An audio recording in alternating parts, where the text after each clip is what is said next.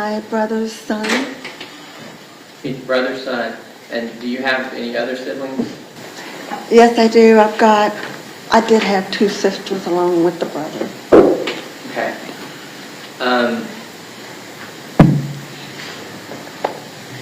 And who raised you and your siblings? I'm sorry. Who raised you and your siblings? My mother and my stepdad, but the three other siblings were mainly raised with their paternal grandmother for a while until I was born, and we went with my stepdad. Okay. And why were they with your maternal? With the paternal? Maternal. My mother was an alcoholic, and she just didn't want them. The only thing I can think of. And when did your siblings end up leaving home?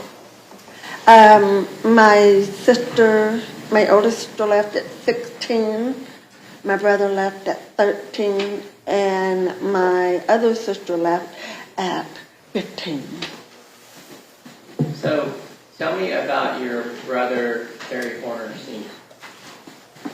Tell you about Terry? Tell me about Terry, yeah. Terry left home at 13, and he started doing drugs at that time. He has spent about 90% of his adult life in prison.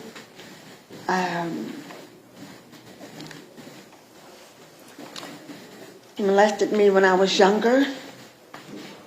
He threatened to kill me 3 different times, and he was not a very nice person. He beat my mother and stole money from her as well. Did he ever steal from other family members? Yes, from what I understand, he's stolen from both of my sisters. My ex-father-in-law was nice enough to give Terry a job, and he repaid him by coming back into the building that night and stealing all of the money and weapons that was in the building. As an adult, did Terry ever live on your mother's property? Yes, he did. We thought he had finally straightened his life out, and Mom gave him the Airstream that was on the property so that she could maintain her independence and he could maintain his. And when you saw it, what were his living conditions like? It was horrible. He had, a lot of drug users, especially Terry. Whenever they would get high, they would take stuff apart like coffee makers and microwaves and whatever else they could, and couldn't put it back together. When Mom passed, I hired someone to clean up the backyard because he had left it. Stuff was everywhere. And they found buckets, 5-gallon buckets of poop, because Terry wouldn't come in the house to use the bathroom. Now, I know what an Airstream is, but can you tell? Oh, I'm sorry. Airstream RV is a bumper pull trailer. And did Terry ever, as an adult, live on your sister's property? Yes, he lived on my oldest sister's property, and he lived in the garage, and then eventually he got a small bumper pull, and it was a gorgeous house, but in the backyard there was so much stuff: air conditioner parts, cars, boats, you name it, it was back there. He would just bring stuff home. Now, what did your brother do for a living? Steel. He could weld, but, sorry, I'm bluntly honest here. He could weld, a darn good welder, but because he was into drugs, he couldn't keep a job, so he would just steal whatever. Now, do you have other family members that have substance abuse issues? Yes, I do. My oldest sister was prescription drugs. my mother was a prescription drug. Tanner, from what I understand, was or is. We've got other nephews from my oldest sister. Two of the nephews and one of the nieces were substance abuse users. Can you tell me about your mother? Mom got married, I believe, at 16 the first time. She had 3 children by her first husband. And she got a divorce, and the 3 children, she dropped them off at Edna Gladney Adoption. Didn't tell anybody she did that. And she married my dad. They were together 18 months. I think I was an oops. And when she was a barmaid most of her life, and she worked dry cleaning. And she was, like I said, an alcoholic. I was born early. Looking back, I'm pretty sure a lot of my problems are due to her being an alcoholic. Whenever she married her 3rd husband, the 3 children that she dropped off at Edna Gladney, their paternal grandmother found out about them, went and picked them up, and she raised them for a while in Pentecostal church. Their beds were church pews, from what I understand. Then she got them all back. And Was your mother ever abusive towards the children, you and your siblings? she was emotionally and verbally abusive to all 4 of us. If the 4 of us was getting along as adults, she had to pit one against the other. And there would be so much drama. I eventually, whenever my mother passed, I cut ties with all of them. I don't do drugs. I have an occasional drink.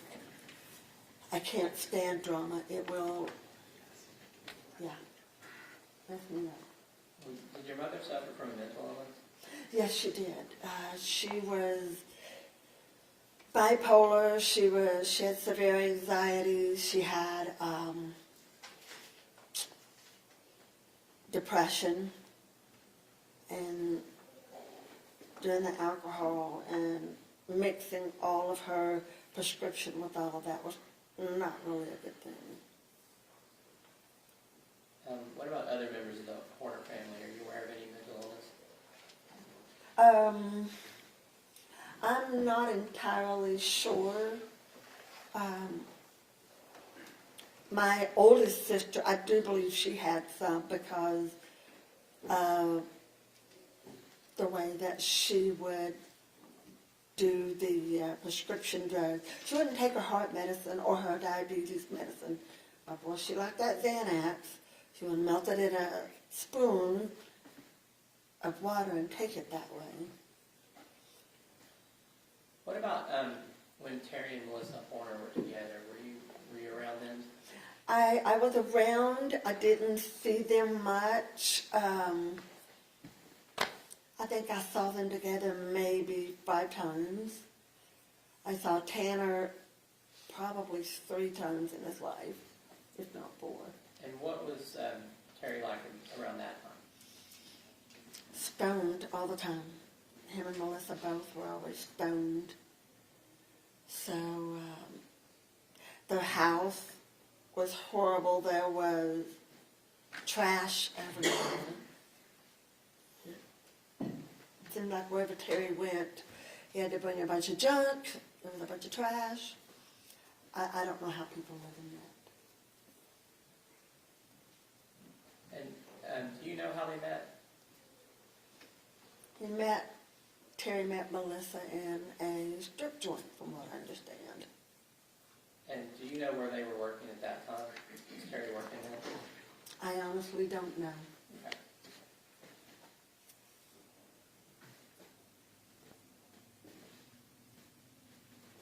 And you said you were around Tanner Horner 3 or 4 times. Was some of that when he was young?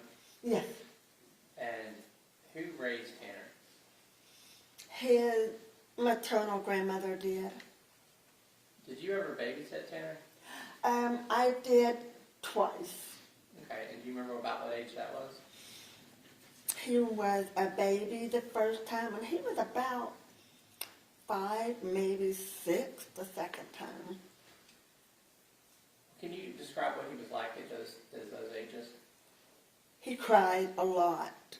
It was like nothing you could do could stop. You could change his diaper, you could hold him, you could put him to sleep. At 5, it was like he wore his heart on his sleeve, and saying that, you could go, don't do that, and he would just cry. And he went to run out to the street, and I grabbed him and I swatted him on his butt like that, and you would have thought I'd beat the tar out of him. He was crying and hiccuping, and we were at my ex-mother-in-law, and he looked at her and he said, she made me cry. And he just kept crying. I didn't know what to do with him because my children weren't like that. And I felt bad because I couldn't get him to stop crying.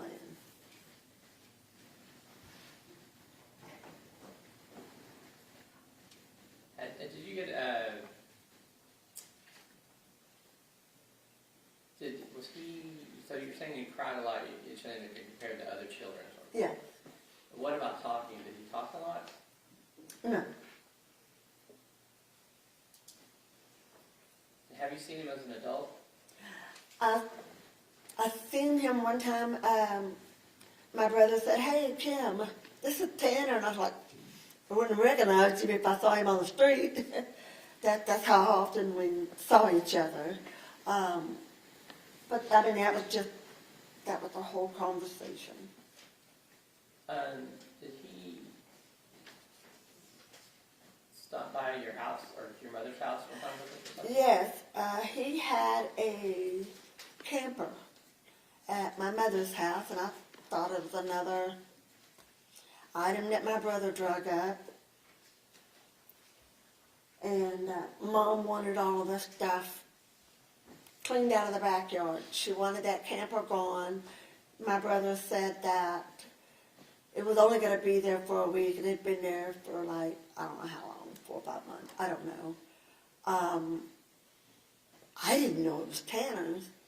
So I was acting on my mom's behalf, and I started looking for people on the phone to come and pull this camper out. And I had it hauled off. I told the guy, I don't want any money. Mom wants it gone, just make it go. And was Tanner kind of a typical Horner man or kind of different? Like I said, I couldn't tell you. I wasn't around him that much.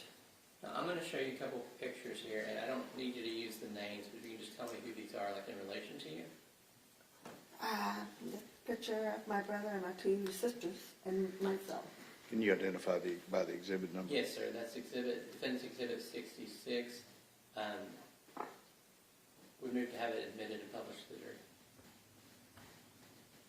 jury. Have you shown it to the state? Yeah, I've seen this one.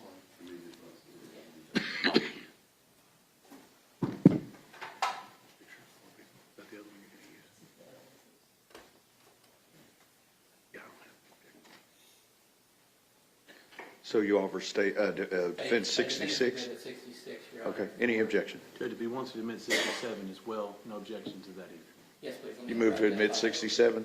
I will, sir, as soon as she identifies that. Do you recognize the people in that? Yeah, it's Tanner and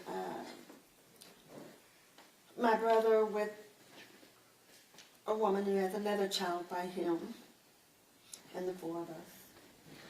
Defense 66 and 67 are admitted. Your Honor, I will move to publish these and then I will pass those. Okay.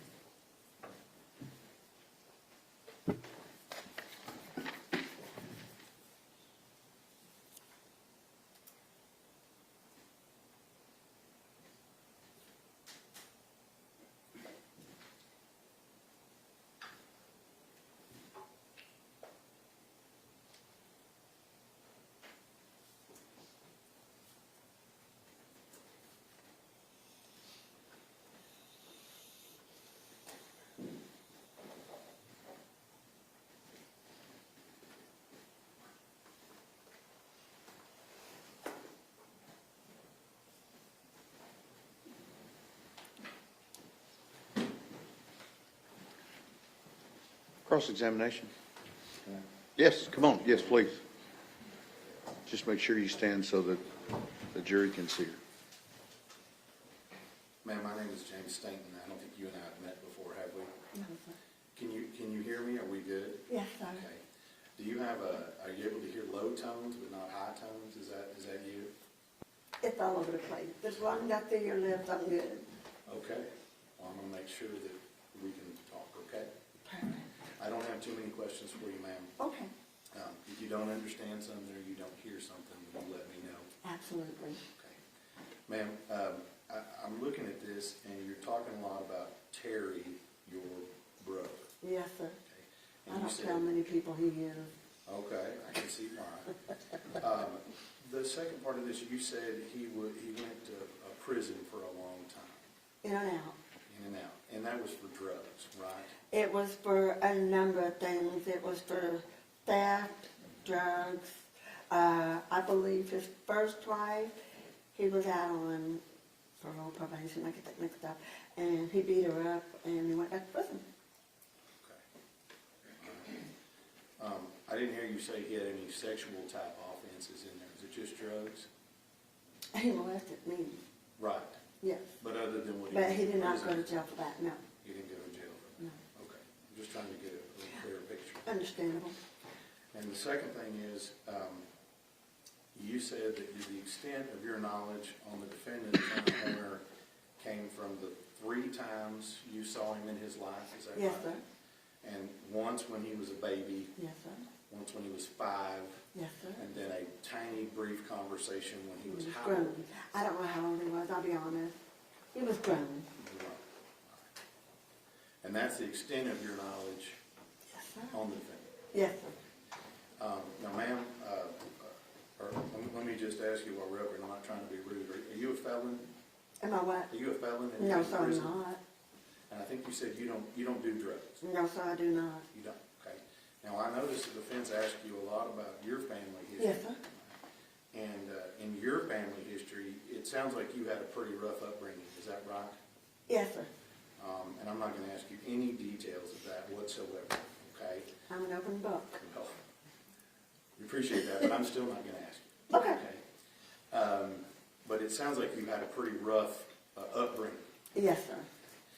and including some form of inappropriate activity at the hands of your brother, Yes, sir. and being around your brother doing drugs, Yes, sir. right? And apparently being around your mom when he's doing all this stuff as well, Yes, sir. right? But in your life, you don't do drugs, No, sir. and you never killed anybody, have you? No, sir. And you've never sexually assaulted or molested anybody, have you? No, sir. That's what it is. Redirect. Nothing further, Your Honor. May this witness be excused subject to any potential recall? Yes, Your Honor. Thank you, ma'am. Can I take it? Okay. Take her back there. Who do you have next?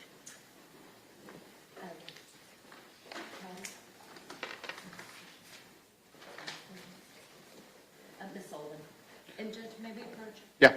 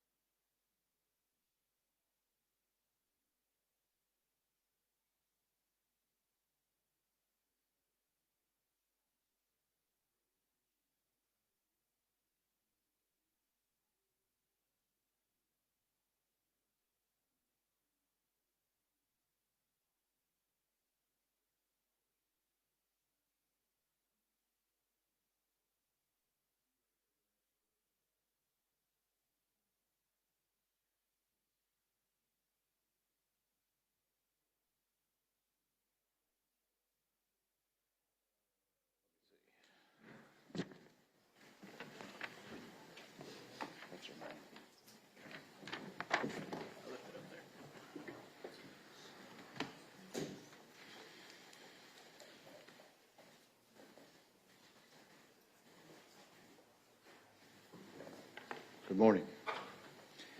You would raise your right hand for me. Solemnly swear or affirm testimony given this cause to be the truth, whole truth, and nothing but the true self to God. Okay, have a seat right here. There's a rule of evidence in effect. It says you cannot be in court unless you're testifying, and once you have testified, don't discuss your testimony with anybody else, okay? Gonna need for you to speak up. Yes, sir. Very good, okay. Ms. Anderson. Miss Sullivan, how are you? Hi. I'm all right. How are you? I'm doing well. Are you a little nervous about being here? Yes. Have you ever testified before? No. Ever been involved with anything like this before?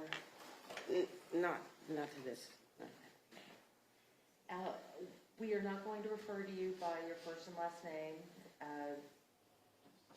And just for your comfort, we have made sure that your face has been blurred out by the cameras, okay? Thank you. Ms. Sullivan, how do you know Tanner Horner? He is my second cousin. How does that work? He My y'all fall in the family tree. father's sister, Jackie, she's my aunt, and then his mother is my cousin, Melissa, and then Tanner would be her son. You had mentioned Tanner's mother.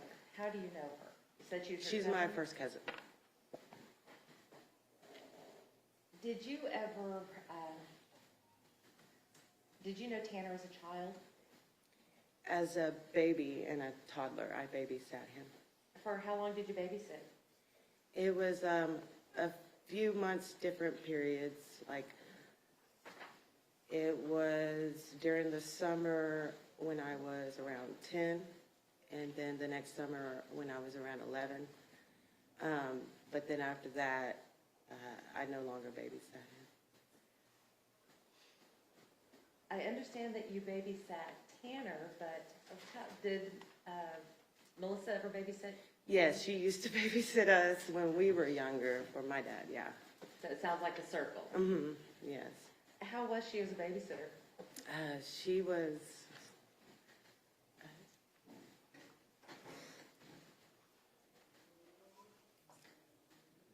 Is this difficult for you? Yeah.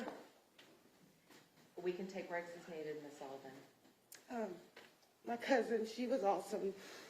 I looked up to her a lot.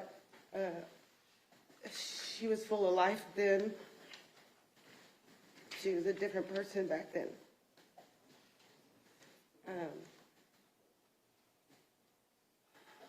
I met my best friend because of her. She just was full of life then, that's all I can say. She was a happy person then. Very different from the way she is today? I don't recognize her. How was Melissa as a babysitter? She was fun, exciting, loved it when she came over. She was probably one of my favorite babysitters, and we had a lot. She kept us busy. There was me and my 3 brothers, so she had her hands full. She liked to play Fly to the Moon, where she'd kick us off her feet. She would take us to the park. She'd walk us around the neighborhood. She just had so much energy. Ms. Sullivan, how old were you when you began babysitting Tanner? I think I was around 10-ish. At the time, did you have any babysitting experience? No. And when you babysat him, was it just for a few hours at a time, or for what period of No, time? it would be the weekend. I mean, it was started when he was an infant. She had to teach me how to bottle feed him, change his diaper, things like that. I really didn't have a clue. But even the first weekend, she left me alone all weekend with an infant. And I'm going to stop you right there for a second. You're 10 years old, Uh-huh. taking care of an infant. Yes, And you're alone for the weekend. yes. She worked all weekend. And you spent the night over there? Yes. Did she ever check in with you over the weekend? In the beginning, she would come home late at night or in the next morning. I would see her, and she would, feed us, show me what's going on for the day, what snacks, this and that. She would converse with me, and then she'd go on back to work. Yeah. It was late in the evening when she'd go to work. Oh, okay. Do you know where she was working? I knew it was a bar. Do you know what kind of bar it was? I did not know at the time. Did you find it odd that as a 10-year-old you were being asked to take care of an infant? Yes, it was very odd, but I also felt like, wow, she must think I'm pretty responsible, I didn't realize then, no, I really don't think I was. So your perception today is a little different Oh, yeah. than it was then? Oh, yeah. Okay. So, Ms. Sullivan, how often would you babysit Tanner? When it was the summertime, it was pretty regular every weekend. You said that you would spend the night over there. What was the neighborhood like where Ms. Horner lived at the It was time? usually apartments, and then she would always have that talk with me, because she would leave me money in case we wanted to go to the corner store and get things, and she would tell me, this isn't the safest neighborhood, you need to be careful, you need to watch your back, you need to be careful if you're going to go. She's like, I'd just rather you not go, but I understand if you want to get out, and if you want to take Tanner to the park, just please be careful. And I always would. I'd be really careful. I'd always be really nervous. you know, the community was very scary. When Miss Horner would leave you for the weekend, would she leave you everything that you needed to take care of Tanner for the weekend? Yes, and then some. And then some? What do you mean by and then some? Well, the following summer, he was more crawling around, potty trained. I would start a babysitting again for her, and this time around, I had already been dabbling with. Well, we'll get to that in a minute. Okay. But did she leave you a well-stocked kitchen? Yes. Okay, so. Snacks, food, drinks, you know, instructions. She would leave numbers on the fridge for me to get in contact with anybody and everybody, including her. Yeah. So basically, everything that a loving parent would leave for their child. Yes. When you babysat with Tanner over those weekends, did you know if it was, when you first got there, if it was going to be for the night or for the weekend? No, I knew it was for the weekend. What kinds of things would y'all do together, you and Tanner? Watch cartoons, play, eat, walk to the park, go to the store, lounge around. Now, you talked about what Ms. Horner was like when she was babysitting you. What was she like when you were babysitting Tanner?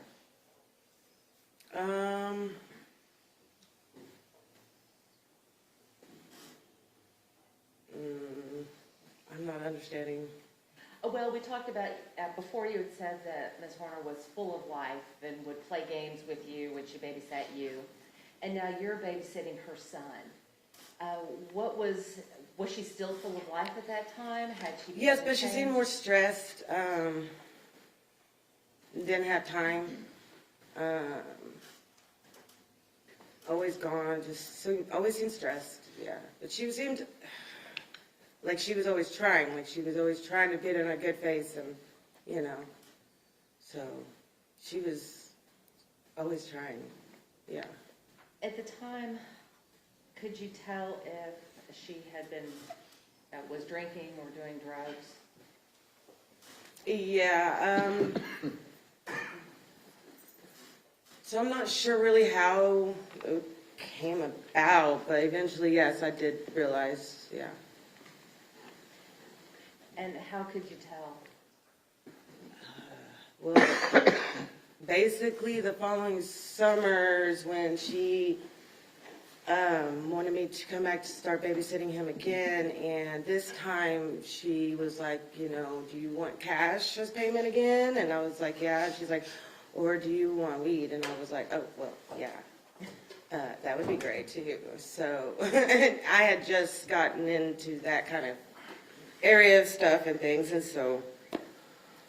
How Yeah. old were you at the time? I was about 11, 12, yeah. Now, before she started paying you with weed, she was paying you with cash. Were you well paid? Yes. Okay. Where was Tanner's father during all of this? I don't know. He wasn't there. I've never met him that I know of. Ms. Sullivan, when did you stop babysitting Tanner?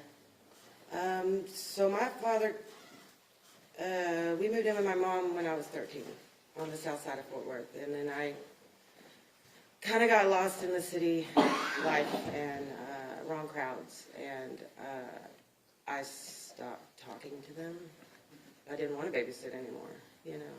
You had your other life Yeah, going on? yeah.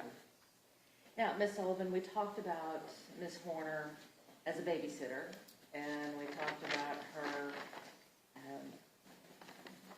providing for you while you were babysitting her son. Based upon your observations of Ms. Horner and Tanner, do you think she was a good mom?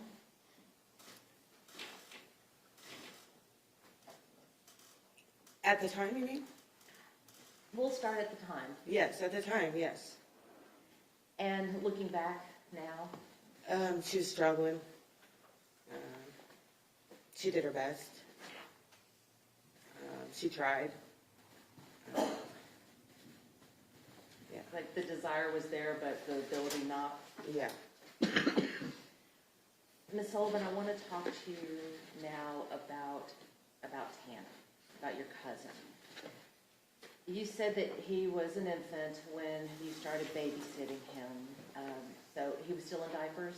Yes, So you were the one that helped change his diapers and feed him and give him the bottle, yes. and you helped putting him to sleep? Mhm. Where was he sleeping at the time? Was he in a crib or did he have his own bed? It was a crib. What kinds of things would y'all do together when you would babysit? Play with all the little kid toys, watch a lot of cartoons. I would talk on the phone a lot. I was a teenager. We would go to the park. I'd walk to the store and get his snacks. Was he an active child? Yeah, he would have a lot of spurts of energy. When you say spurts of energy, give us an example of what you mean by that.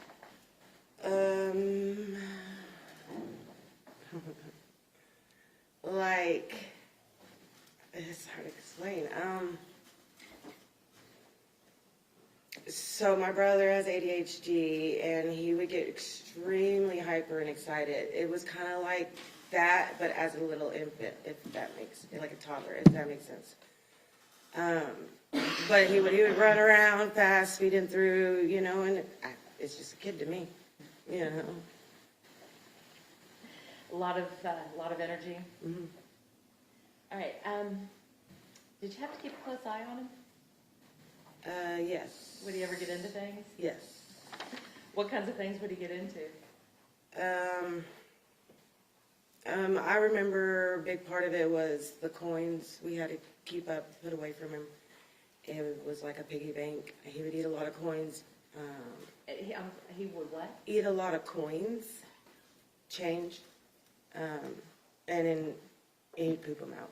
And I just remember a bunch being in the bottom of the toilet every time I'd wipe his butt. And I always thought that was strange, and Melissa would always be like, keep the change put away. We have to keep the change up. So how old was he at the time? And he was able to run around, like crawl around, run around, walk around.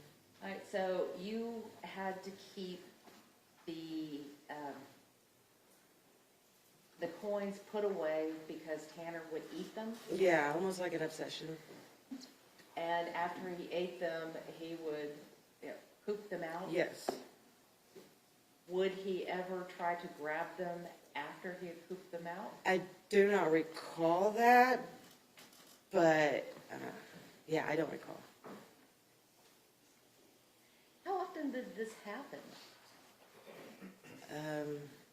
In the beginning, it was a regular basis. That's why it was such an issue, to make sure you keep the coins put away. Were you ever concerned about him doing this? I thought it was odd, but I also thought it was funny. I mean, I don't know, I was a kid. And I think you told us that you had to put the coins up. Where did you have to put them? Well, I never brought change in. And if I went to the store and got change, that's when I'd make sure they were put up high or in a bowl where he couldn't get to them. And again, how often would this happen? That every time he saw change? Yeah, if there was change around, it was inevitable. And so that's why you had to take those precautions? Ms. Sullivan, over the years that you babysat Tanner, did you have the chance to watch his personality develop? It was a small period of time, but yeah, a little bit. And at some point, did you ever begin to think that he was just a little different from the other kids? I kind of always thought he was a little different, but being so young, I just thought he was a kid. And now being older?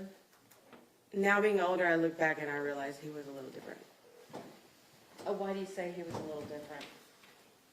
He would have real high highs and real low lows, and sometimes he would just be in the corner by himself, and I wouldn't really know why. And, you know, now that I'm older and a parent, I look back, I'm like, oh, well, maybe he was pooping in his diaper.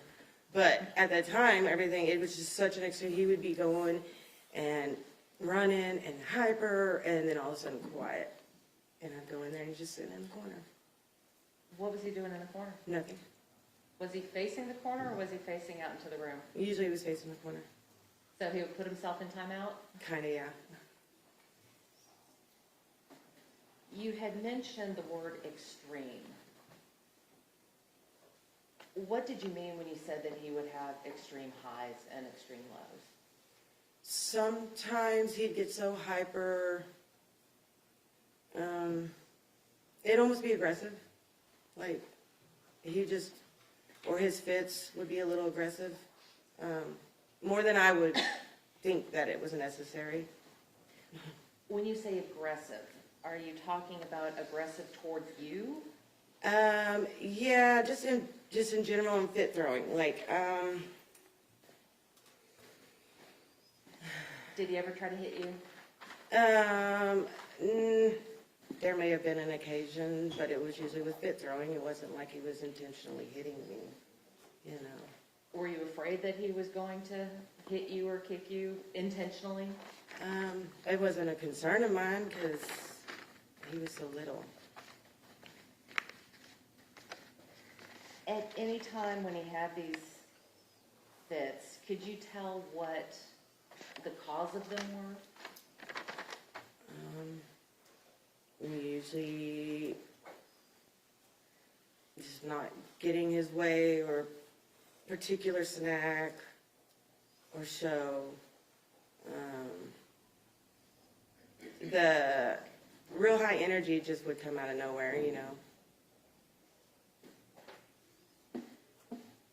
When he had the fits, were you ever able, or were you able to calm him down?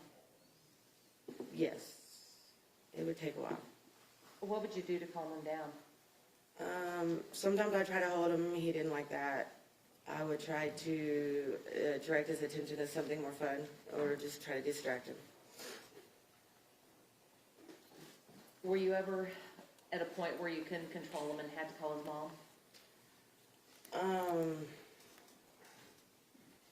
There would be times I would call her, lots of times, because, like I said, I was young. I didn't know a whole lot. So I would probably call her in the beginning really 2 or 3 times a night.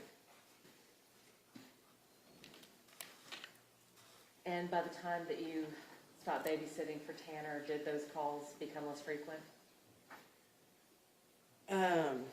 Yes.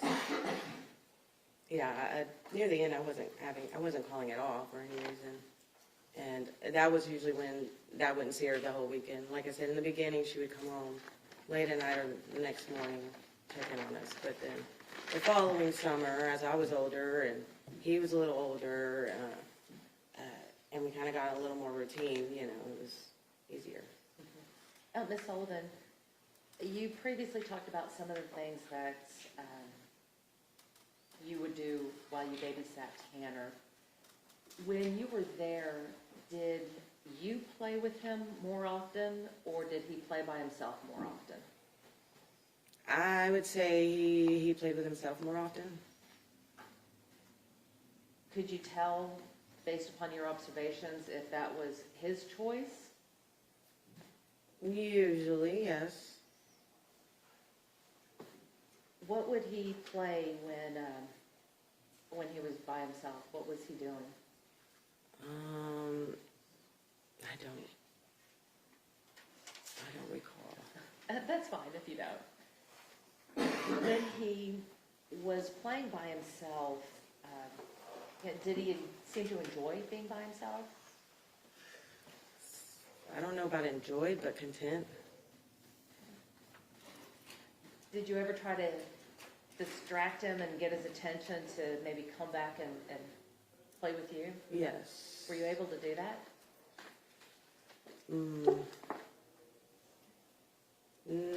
Sometimes. What kinds of things would you do to try to get his attention?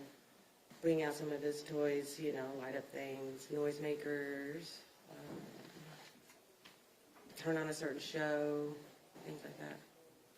for the times that you were able to get his attention back to playing together, did that last, or would he go off by himself again? He'd always go off by himself again. Ms. Sullivan, I want to talk to you a little bit about Tanner's communication skills. When you were babysitting him, did you ever have difficulty trying to communicate with him? There was no communication with us, like, not verbally. What do you mean by that? He was too young still, like, to really talk, you know. And by the time that, okay, I want to back up a second. You said that you had babysat him from the time he was an infant, and how many years had you babysat? I want to say it was about 2 consecutive summers, if I can remember correctly.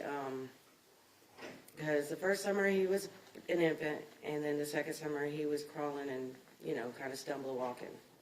And then I think you had a third summer where he was walking? Well, it was during the potty training, and he was kind of walking, yeah. Was he at all verbal with you? Very little, very little.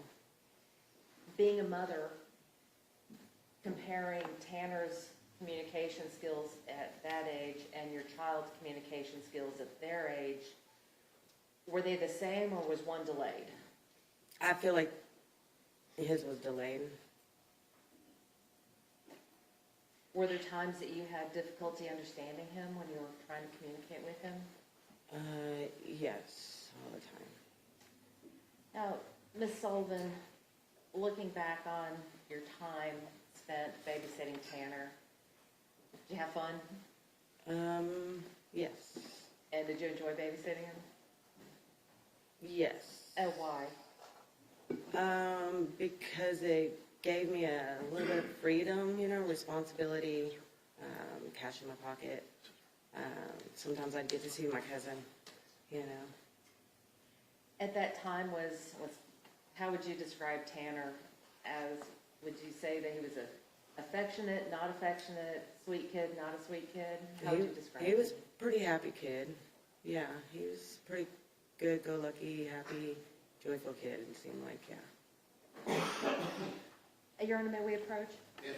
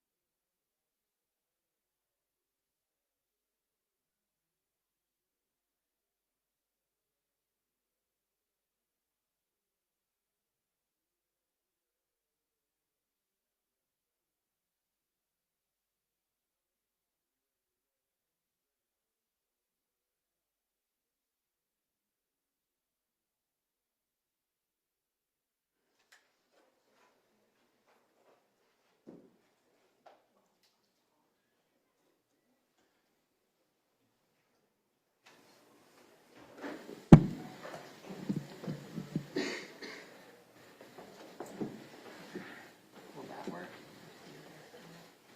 And now I'll have that done.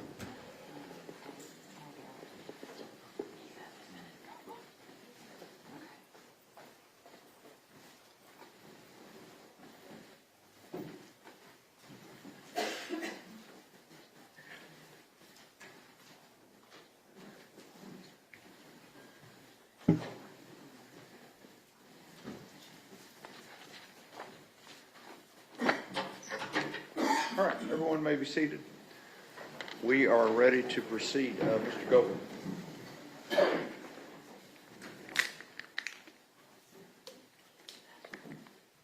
Oh, I'm sorry, Your Honor, I passed the I'm sorry, witness. Miss Anderson. I'm sorry. That's okay. Yep, done, pass the witness. Oh, cross-examination. Thank you, Your Honor. Ma'am, my name is James Stainton. I'm the district attorney for Wise and Jack County. You and I have not met before today, correct? Correct. And I'm just going to ask you a very few questions here. Okay. And we're going to let you get out of here, okay? All right. The last time you would have seen the defendant, Tanner Horner, would have been 1992? Yeah, I would. You want me to think of years? Hold on. Well, let me ask you a couple of questions. Maybe I can help you with that. Okay. You said here the last time you saw him, you were 10 or 11 years old. Is that right? Yeah. It was about 11, 12 was last. Hypothetically, if your birthday was in 91, right? You were Yes. 10, 11 years old. And the last time you would have seen him, that would have been, excuse me, if your birthday was 81, you would 81. have seen him in 92 or 93. Yeah. Yeah. Is that accurate? That's about accurate. Yes, sir. So that's the last time you physically laid eyes on him was in 1993? Yes, sir. Okay. And that all that you did as a 10 or 11-year-old was babysitting? Yes. And all of your memories and things that you're being asked about today, about his communication skills, all of these other things you're asked about, that's from 1993? Yes. Okay. Let me ask you this. You indicated a little bit here that I think you said you had wrong place, wrong time, or associated with the wrong people at some point. Is that right? Yes. And I'm not going to get into that, but let me just ask you, did you ever kill anybody? No. Did you ever kidnap anybody? No. Did you ever sexually assault a child? No. Pass the witness. Redirect. No, Your Honor. May this witness be excused subject to any potential recall. Fine with the state. Good with the defense? Yes, Your Honor. Thank you, ma'am.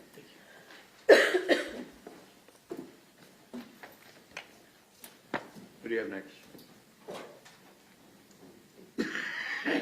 Your Honor, Dr. Speck. Come up, please, sir.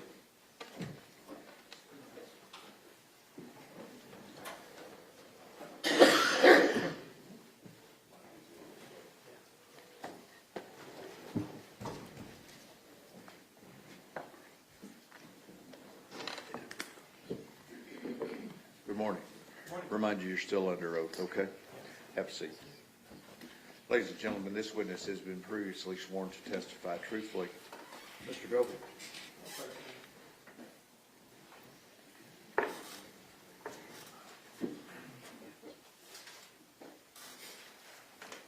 Dr. Speck, I'm going to go ahead and hand you Defense Exhibit 48 and Defense Exhibit 68. Okay. Now, let me see if you can identify both of those. Yes. Mr. Goldberg, I don't know if he's been actually introduced to the jury. Go ahead and introduce yourself to the jury. Sure. So my name's Dr. Aaron Specht. I'm an assistant professor at Purdue University with an expertise in exposure assessment and environmental health. Now we've got the Yes, one is my CV, and I haven't seen it printed out before. One is a report I produced for this case. Okay, does those appear to be true and accurate copies of both of those documents? Yes. Now we've moved to admit both, what were those numbers, 48 and, What are the 48 exhibit numbers, Doctor? 48 on my CV and 68 on the report. Any objection? No objection, Joe. Defense Exhibit 48 and Defense Exhibit 68 are admitted. now my first question was state your name. So you said your area of expertise is medical, physics, and environmental health? Yes, medical physics, environmental health, and exposure assessment, yeah. Let's back up and go through your education, please. Okay. So I got my bachelor's degree from Purdue University in physics, and I did my PhD in medical physics in the School of Health Sciences at Purdue University. And then I did a postdoc training at Harvard T.H. Johns School of Public Health in environmental health and epidemiology. And what are your areas of research? My areas of research focus on designing instrumentation to allow us to do environmental measures easier, so looking for environmental contaminants, then applying that into different studies, epidemiological studies, looking at potential health effects associated with those environmental contaminants, and looking at the toxicokinetics and the toxicological features associated with those environmental contaminants, which is essentially just how they go through the body and how they interact. Okay, hang on. You Sorry. talk real fast. Sorry about that. All right, I'll slow it down a bit. thank you. Go ahead. May I also need the microphone. Okay. Yeah, pull that closer to you. Is it this one or this That one? That one. Okay. And does that include research on X-ray fluorescence? Yeah, so a lot of the instrumentation that I end up developing is focused primarily on X-ray fluorescence work. And so I can explain what X-ray fluorescence kind of is. Let's come back to that in a minute Okay. and just get through the basics first. Okay. The qualifications part that we always have to walk through. So let's go to what are your academic appointments right now? So my main appointment is at Purdue University, where I'm an assistant professor. I have an appointment at the Harvard T.H. Johns School of Public Health. I'm a visiting scientist there, and I'm also the director of their trace metals lab. So that just means there's a bunch of people who ask questions about metals, and they don't know all that much about it themselves, so they reach out to us, and we guide them through designing the study or which measurements to make, any number of questions. And have you published any peer-reviewed articles? Yes, I've published about 70 different peer-reviewed articles. So a peer-reviewed article is something where I design a study and I write it up, and then I'll send it out to a journal who will send it to anonymous reviewers from the scientific community who will then judge what the merit of it is in the context of my scientific field. And then it can get accepted or rejected based off their feedback. And generally what topics do you cover in your published articles? So it's the same kind of topics that I do most of my research on. Environmental health, exposure assessment, designing these instruments, all of that. And have you been asked to be a peer reviewer for any journals in your field? Oh yeah, more than a dozen. And are you a member of any professional societies or scholarly organizations? Yes, so I'm a member of the Society of Toxicology, and I'm actually the vice president for the metals specialty section as part of that. I'm a member of the International Society for Trace Element Research in Humans, and I'm the secretary for the society there. I'm also a member of the Health Physics Society, the International Society for Environmental Epidemiology, and the International Society of Exposure Science. And have you received any fellowships, research grants, awards, or things like that? Yeah, so I have funding from the National Institutes of Health. I have some foundation funding. I have funding from the Department of War, from any number of potential federal funders, and also a slew of foundations as well. Is one of those from the Department of Defense? Yes, yeah, the Department of War now. But Okay, Department of War. And have you previously testified in court about portable XRF, that X-ray radiofluorescence yes, lead measurement? yes. So I previously testified in the Flint water crisis trials related to the lead exposure during that case.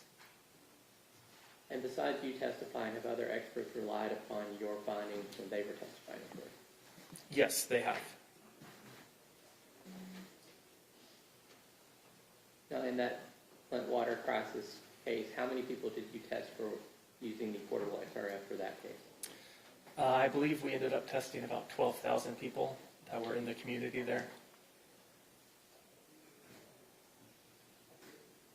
Now, what are the biomarkers for lead exposure? So the biomarkers that are traditionally used for lead exposure would be like blood. And you probably are familiar with this. If you have kids, they would get a blood screening, and a blood lead level would be given. This is actually a fairly recent measure of what people have been exposed to, because when lead goes into your body, it actually is going to dissipate fairly quickly from blood. The blood is just a car that transports it around the rest of the body. But when it goes in your body, it looks a lot like calcium. And so that's how it does all of these bad things in the body, is it hijacks places that calcium would ordinarily go. So it will pass through the blood-brain barrier and do stuff in your brain.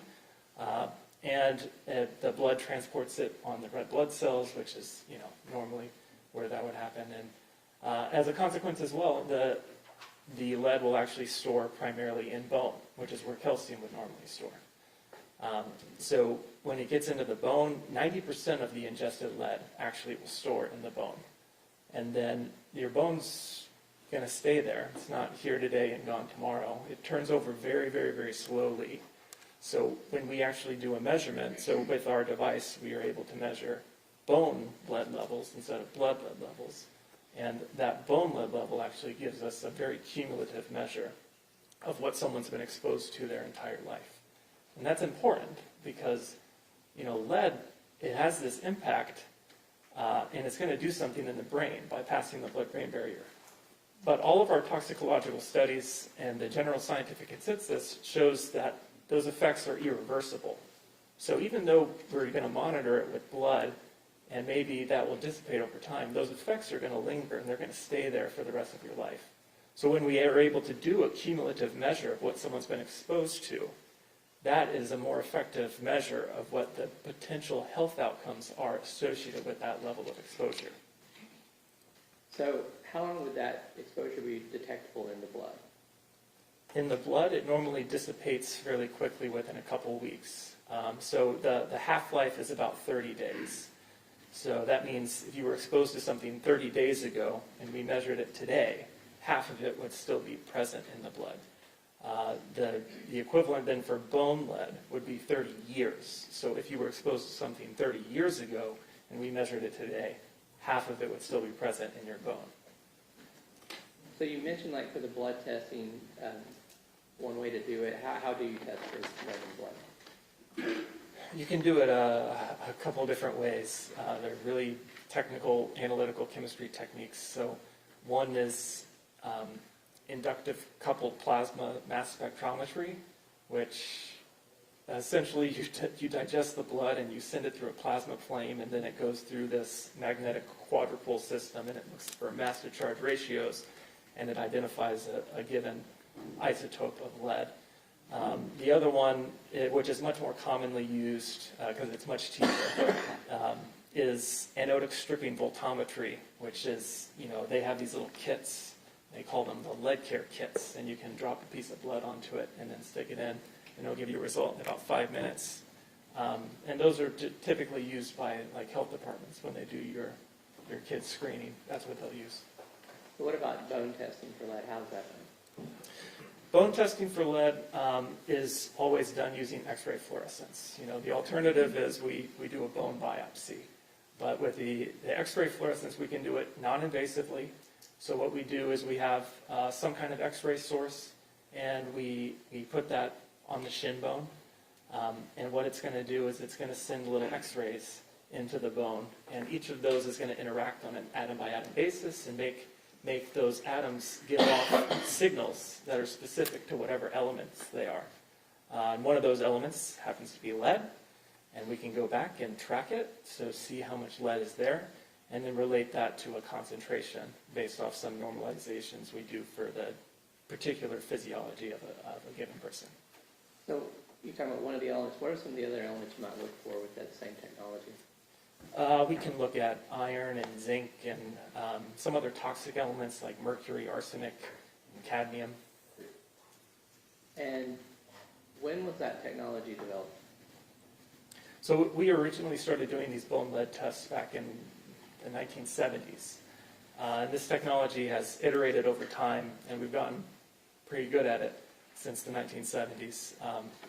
We used these old devices with a radioisotope source, and we got this radioisotope source from a cyclotron that was, we had some sources in the U.S. originally, but right now the only cyclotron was based in Russia, so we can't get that one anymore. But the device itself was about 200 pounds. It used liquid nitrogen cooling for a high-pure germanium detector, and it took about 30 minutes to do a measurement. And what about the portable XRS? Yeah, so the current device we use is not 200 pounds. It's about 5 pounds. It looks a lot like a barcode scanner. And you can do the same kind of thing. You hold it up to the middle of the shin bone, and you're able to actually determine the elemental content of that bone. And so it's using an X-ray tube source rather than a radioisotope source. And now instead of having that huge 200 pounds of liquid nitrogen, we use a thermoelectric cooler, which is much more compact. Your Honor, unless there's an objection, I'm just going to put my demonstrators up. Any objection? No, Your Honor. Okay.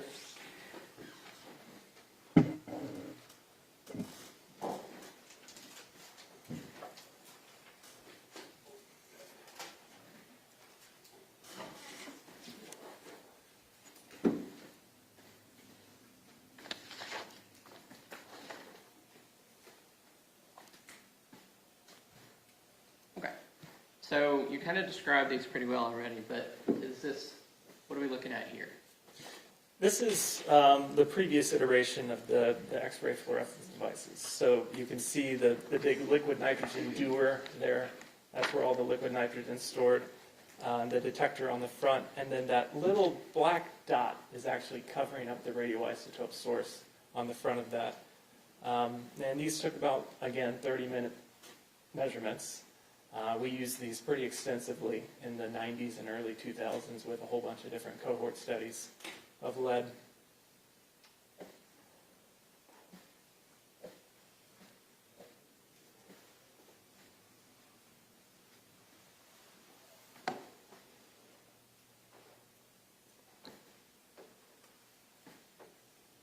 And what's that?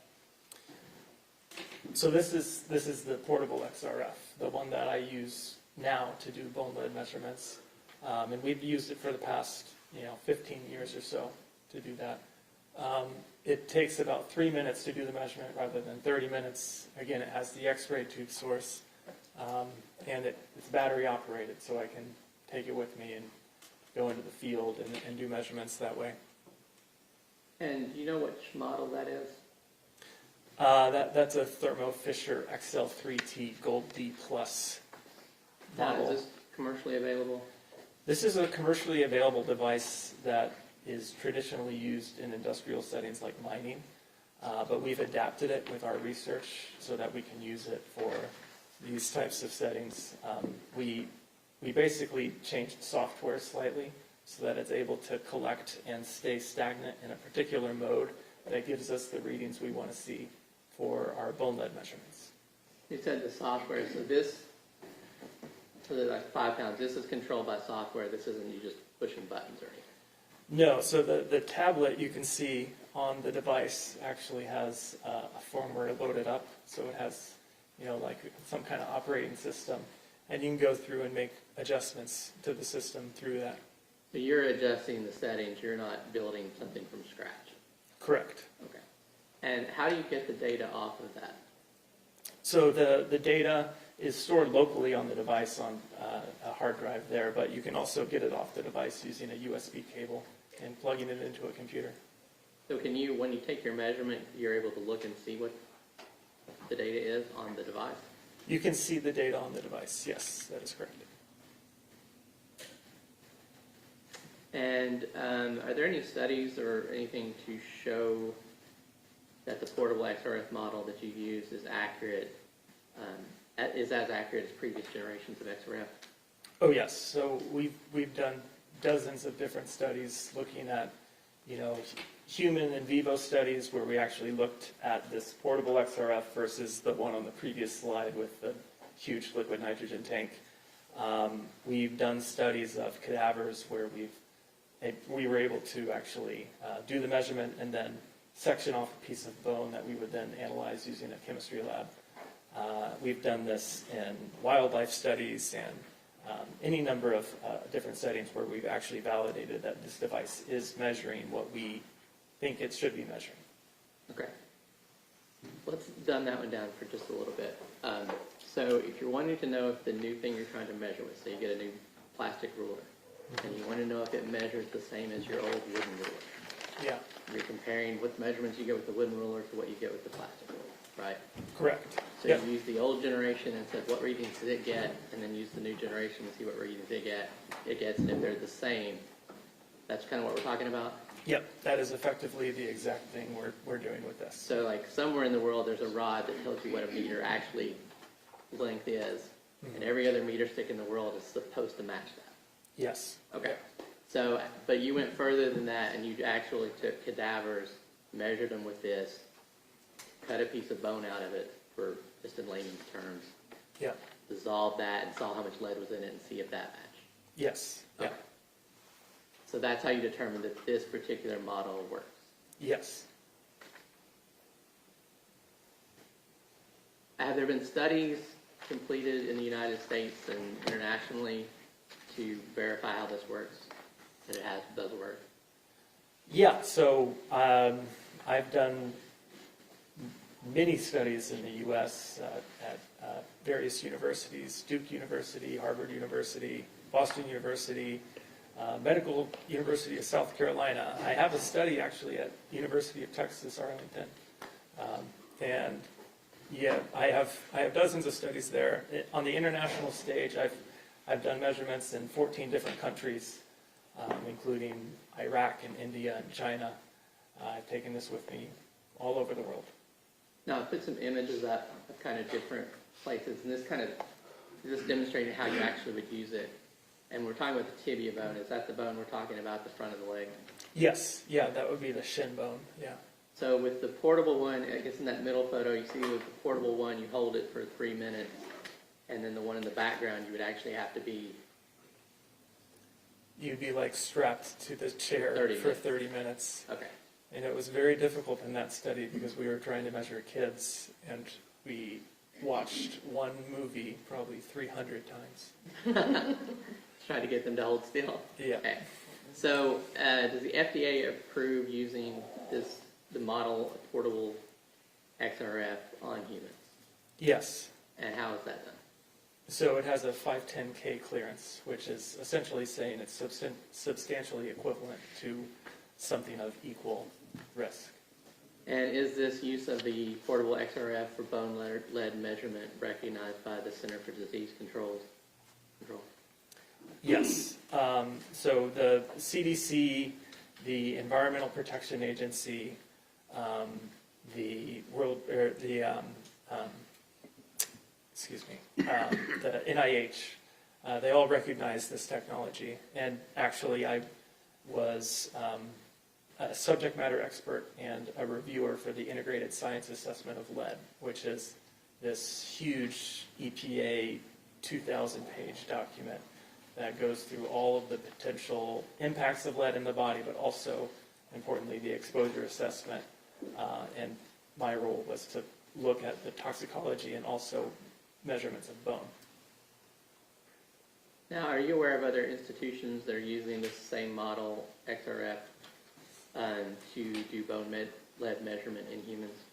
Yes, so I've listed some off before, but Duke, Harvard, Boston University, Johns Hopkins is using it for humans. These are all just for humans too. Medical University, South Carolina, Purdue University, Indiana University. I'm forgetting probably a dozen, but Can you give me an approximate number of how many bone lead measurements have been completed with your device? With our device alone, probably more than 60,000 measurements have been completed on humans.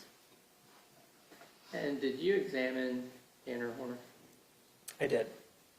Did you review any records in preparation for that examination? In preparation for the examination, I did not. Okay. Have you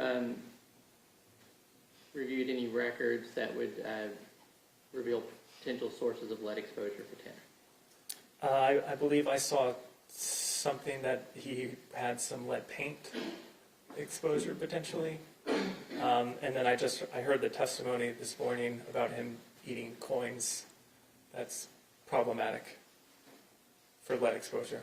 Well, let's go ahead and skip to that, and can tell me about how people get exposed to lead. Normally, people get exposed to lead through a variety of routes. You can have inhalation, ingestion, or absorption. So primarily inhalation and ingestion being the principal sources of potential exposure. If you think back into the 90s when we had lead in gasoline, we were all exposed to a lot of inhalation sources of lead as everyone was driving cars around that was putting it in the air. I'd say nowadays most of the higher sources of lead are from lead paint or ingesting lead as a kid. And again, this kind of goes hand in hand with the toxicology of it. So when a younger kid gets exposed to an amount of lead, they actually have a greater percentage of having that actually taken up in the body. So the coins went through his body, and maybe some of it came off, but most of it hopefully went through the rest of his body. But that some of it that came off was taken up in the body very, very easily because of his age, versus an adult who would have probably half the amount would actually get taken up in the body. And that goes with a lot of things, and nutritional needs and whatnot, as a growing kid.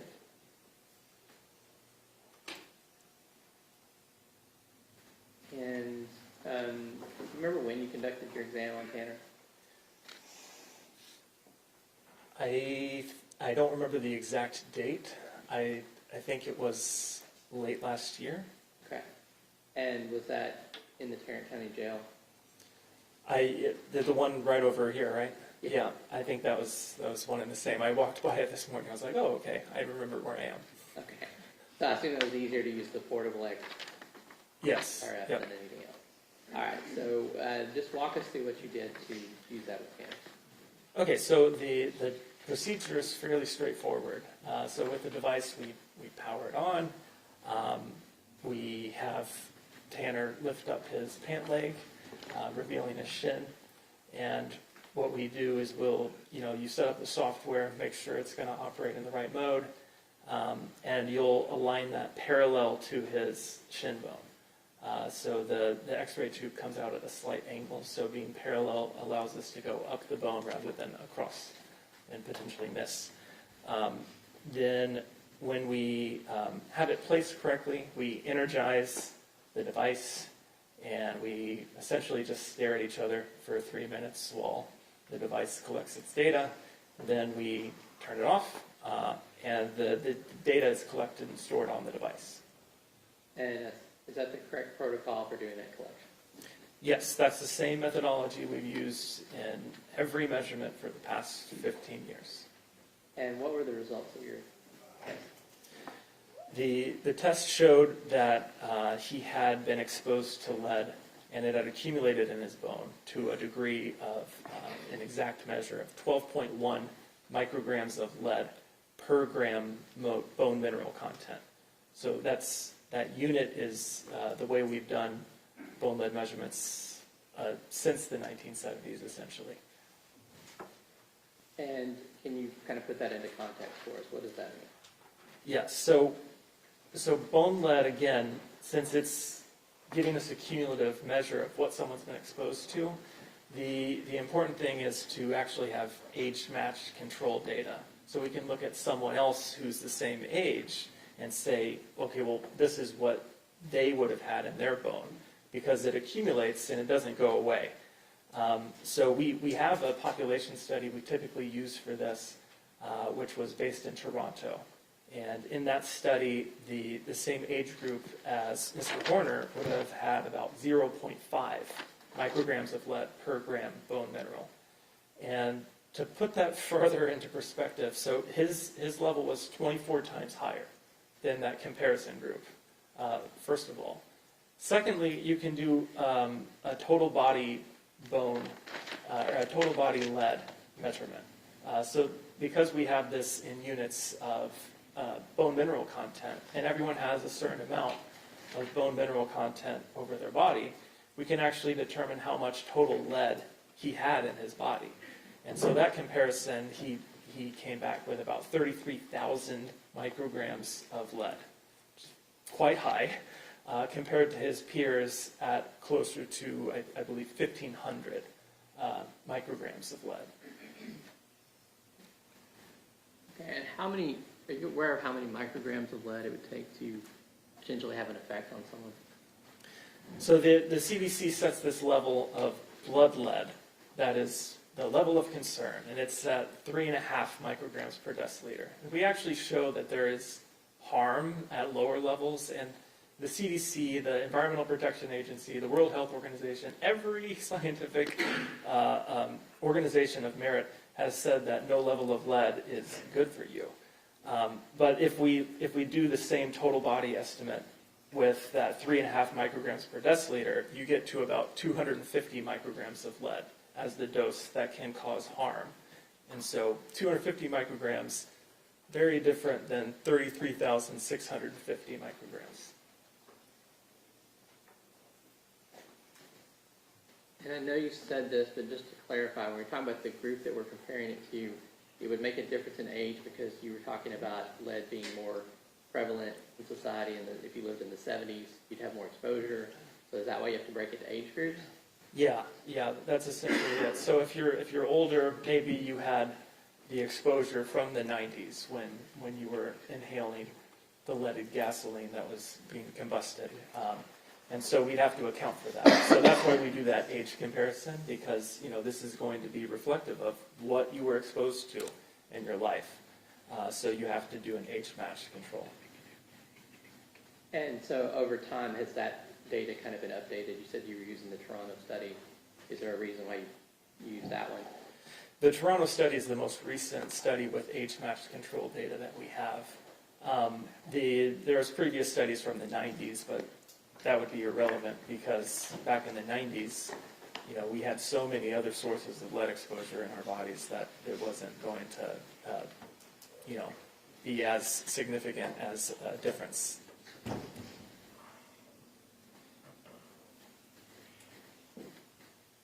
And so, to summarize, what is your opinion to a reasonable degree of scientific certainty?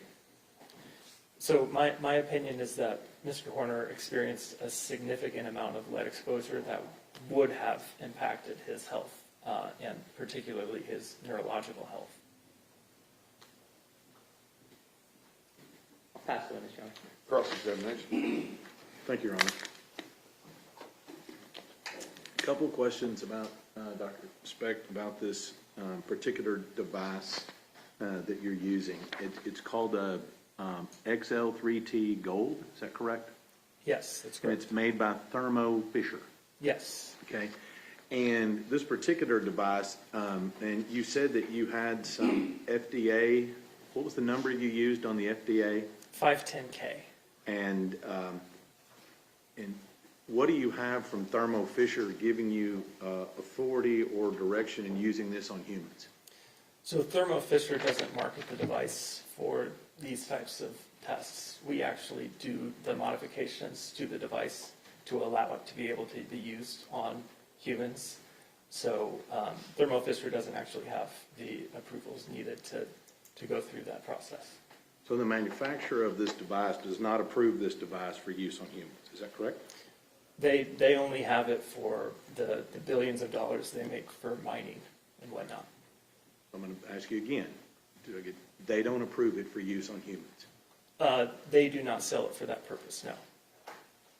Now, as we talked about this, you indicated that your final opinion is that Mr. Horner had a significant lead exposure. Is that correct?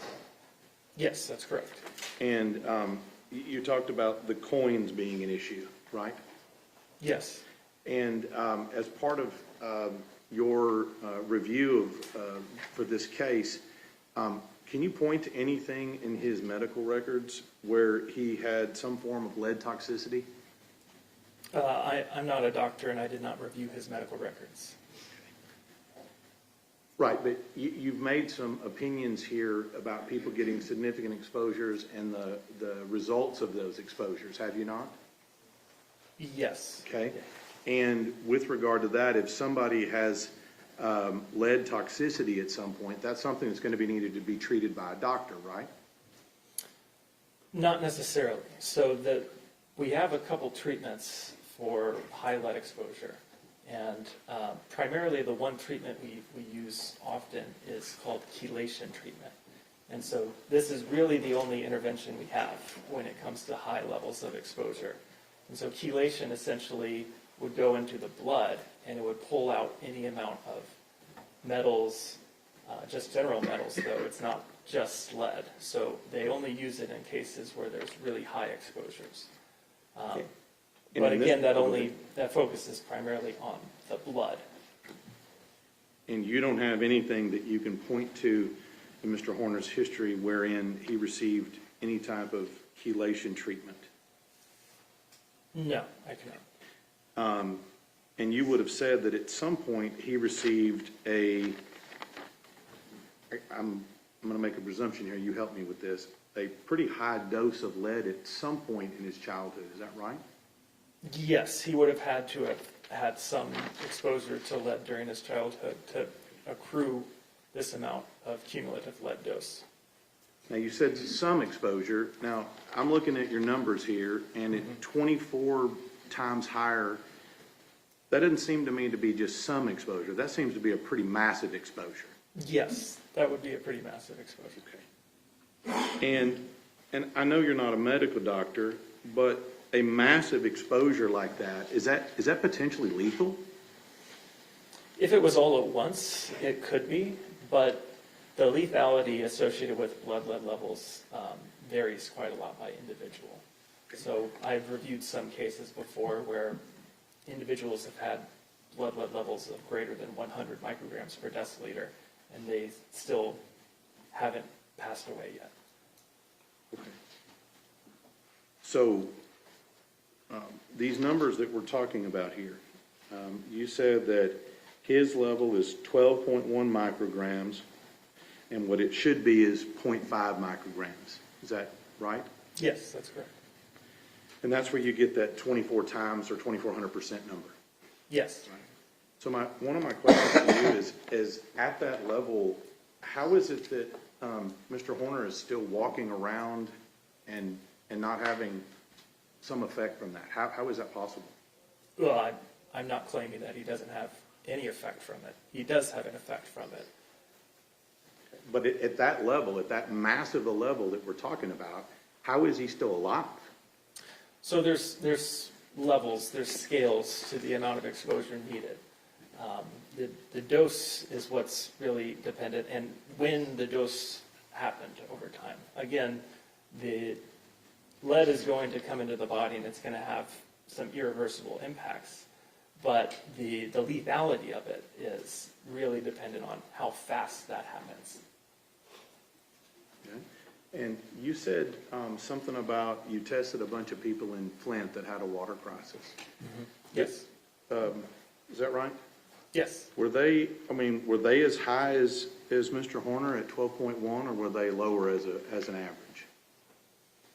I don't have the numbers right in front of me, but on average they were lower. Okay.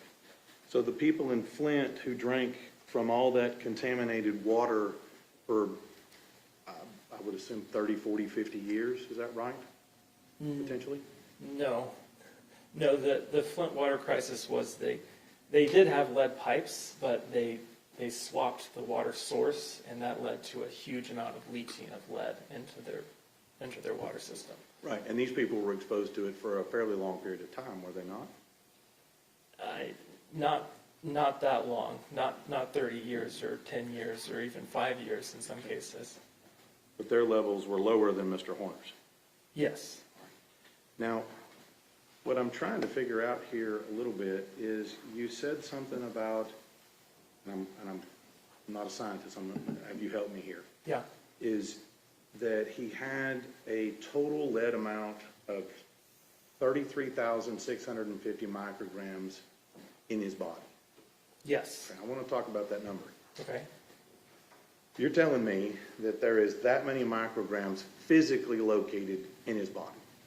Yes. Integrated into his bone.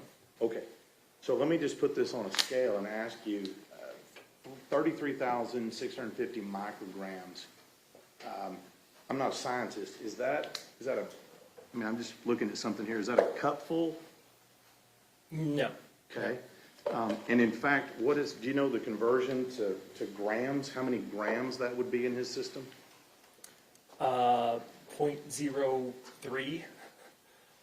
0.03365?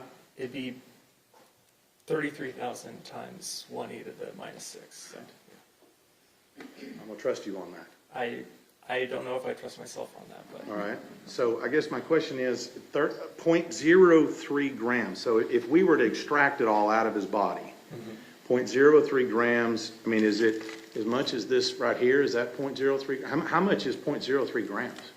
it doesn't seem like very much. But again, this is something, we ingest a lot of it, and maybe a lot of it's going to pass through our body. But this is stuff that's actually been incorporated into our body. And so it doesn't take all that much to cause harm. And in terms of the toxicology of this, we know, so this was actually just the bone content. But the bone content, you're not super worried about the bone content. In toxicological studies, we have shown that the bone is a good corollary for what is actually in the brain as well. So we can use this as a determining factor. Okay, well then his brain was exposed to this amount over some amount of time as well. And that's more impactful. Right. I'm just trying to figure this out. I'm trying to figure out how much is it. I mean, 0.03 grams, is that like a BB? Is that what we're talking about? That's the total amount? It could be on the same order, yeah. Okay, so something, we're talking in the entirety of his whole body, something like this. Yes, but it's actually incorporated into his body. And again, it's 24 times higher than what any one of his peer groups would have been exposed to.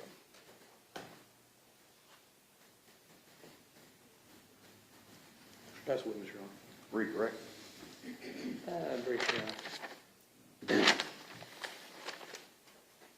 So you mentioned before that, I guess, the CDC, the EPA, the Department of War, Duke, Johns Hopkins, I think you said the Medical College of South Carolina, Purdue University, a bunch of places do use this portable device to detect bone lead in humans. Yes, yeah. Okay. And we talked before about how other experts relying on your findings.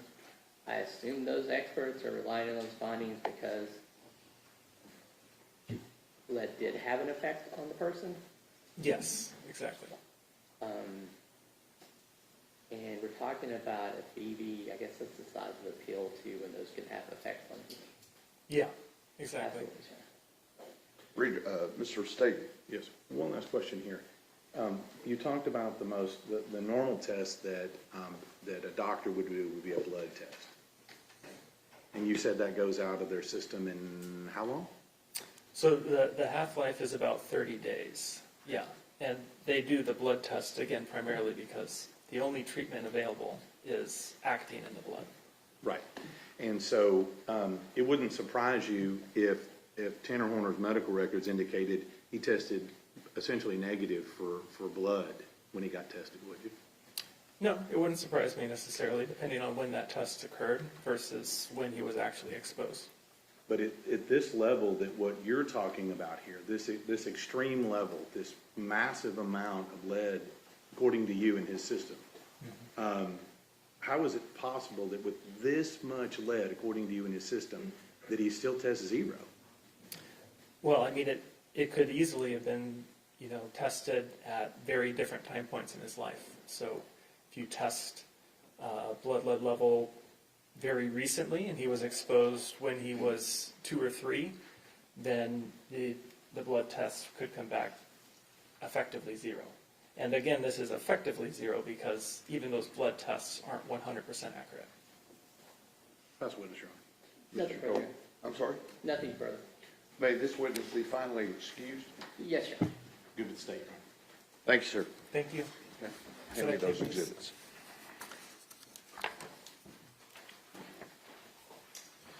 Okay, we're going to get lunch on the way for you, okay? And so enjoy it, and we'll see you back this afternoon, okay? All right?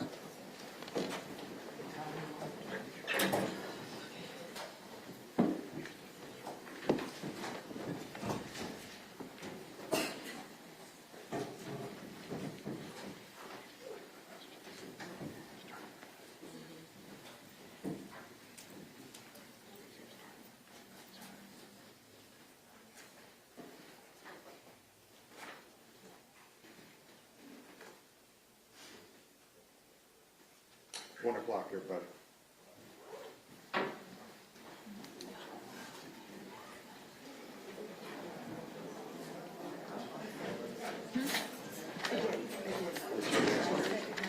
I mean, I couldn't ask anybody. Judge?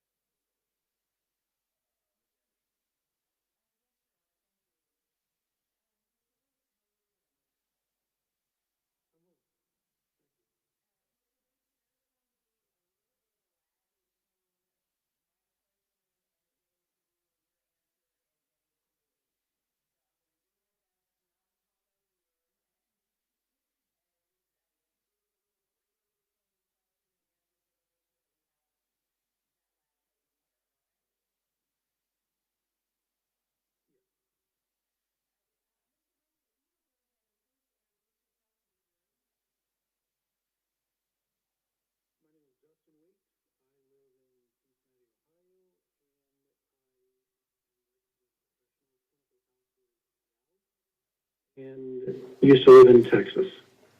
Mr. Weeks, you're not here to give any expert opinion on this case, are you? No. Your role today is to give some historical background information.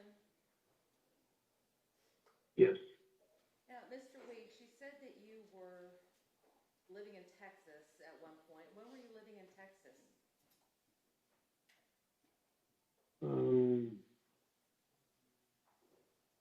From approximately, I lived there for about 25 years, so that was approximately 1982 until about 2004.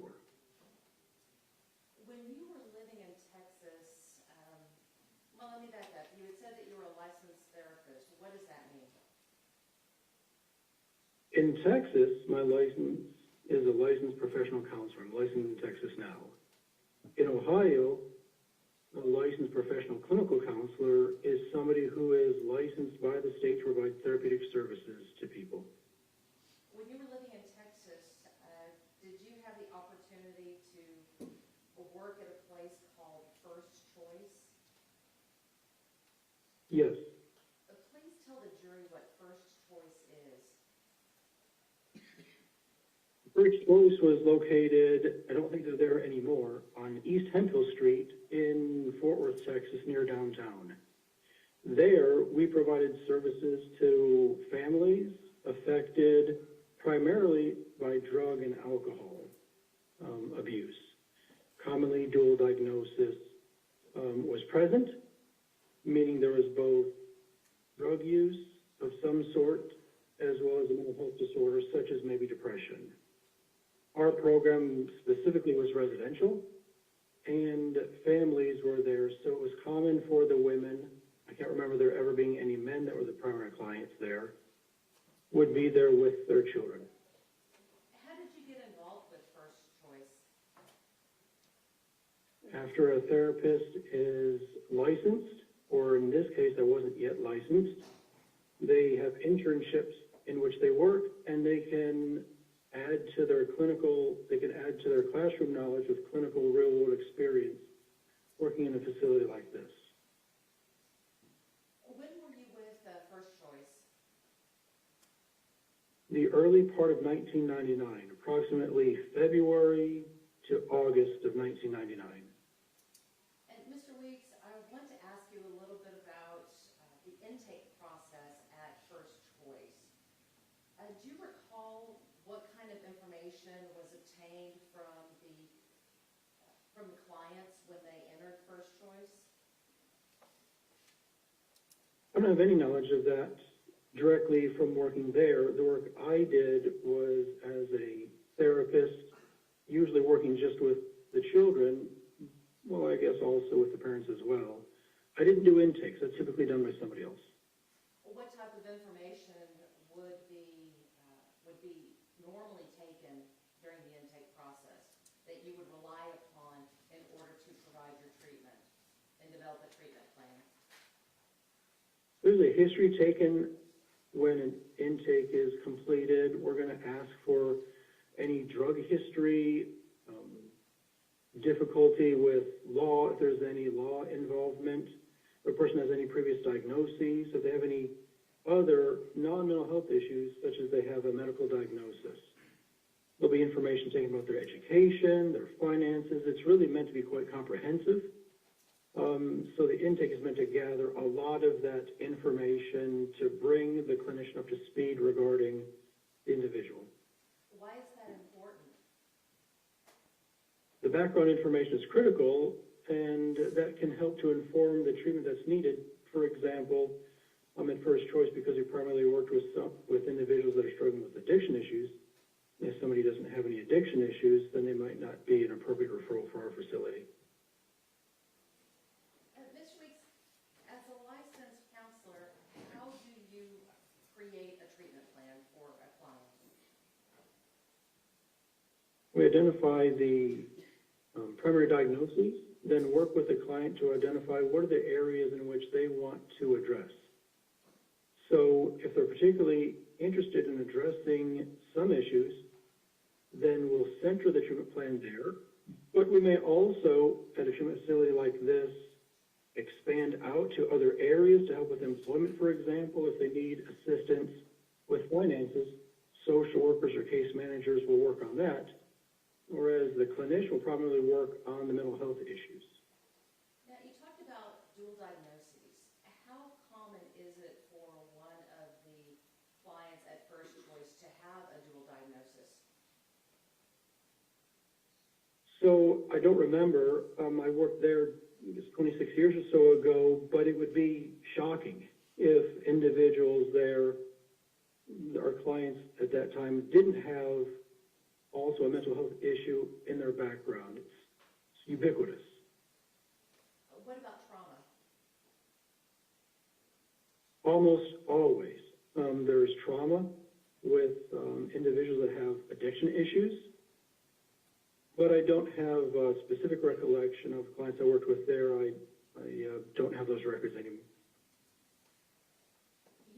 We talked a little bit about trauma, but can you explain to the jury what the cycle of trauma is? Yeah, trauma may manifest later on in somebody. Hang on just a minute. I'm sorry. I'm going to object at this point. We're delving off into what appears to be expert and recommendations and testifying from his professional capacity as to what cycle of trauma and all this other stuff is. Sustained. Mr. Weeks, let's talk about the facility itself. What was First Choice like? Did they have, you mentioned. It was like maybe Oh, I'm sorry. You mentioned that they had a residential facility. Were patients or clients allowed to bring their children? they were. How was that accommodated at the facility? You know, as I'm thinking back, trying to remember, it seemed like there were small apartments, maybe even rooms. Apartments might be, you know, like small hotel suites, so to speak, that were there, and there would be, maybe we'd have 10 or 20 families there at a time. And then we had the main building in which we did some of the groups and other therapeutic services. You said that these residents would be allowed to bring their families and their children. Did First Choice also provide services to the children of their residents? Yes, that's primarily the work that I did.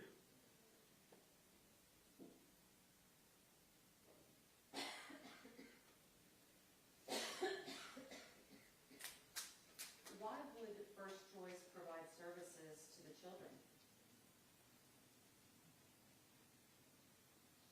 Services like play therapy, for example, or stress management could help the client, the child, I should say, in this to be more specific, to maybe work through some issues that they encountered with the mother when they weren't in the facility. Being able to work out some of these issues may help them to manage conflict better, to have success in school better, to rebuild the relationship that, if it was damaged, it would help them to have the skills to be able to repair those relationships. You mentioned play therapy. What is play therapy? I'll object again. He's again offering testimony from his expertise and training in this particular case. It's not his recommendation. Your Honor, we're just trying to get into what he did at this facility. It is not offering an opinion. He is testifying as to what he himself did. So we are not asking him to give any opinions. What we are asking him to do is to testify as to this facility, what they did, and With Mr. Horner? we're getting there. Well, let's get there. So, explain again, please, what play therapy is. Play therapy is the use of toys to help a child to express what may be difficult to verbalize. Art therapy is in some ways related to it. I don't have training in that. But we want to creatively provide opportunities for youth to be able to express things even though they may not have a narrative.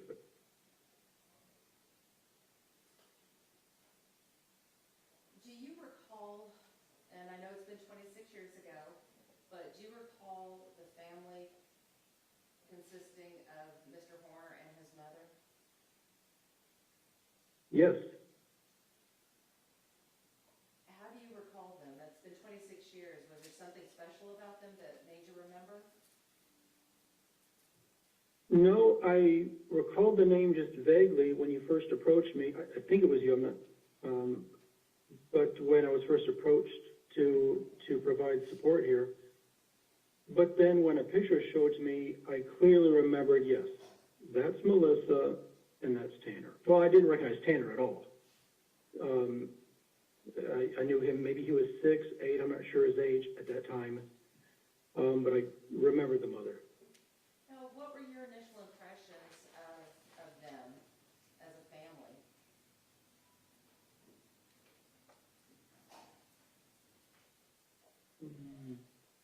Nothing unique. I found their experience, their presentation to be very similar to the other families that were there. Women coming in who had difficulty with drugs, and their family was affected by it. Now, you said that you had remembered Melissa immediately upon seeing her photo. What was it about her that you remembered? I just remembered her face. When I saw it, I recognized her. Nothing else really jumps out. And just to be clear, in order for Melissa to be involved in this program, she would have had a drug problem? I assume so. We didn't provide any other services. That was the primary function. There was an emphasis in first choice on 12-step work. When Melissa and Tanner were at first choice, did she seem to be motivated to work through the program and do better?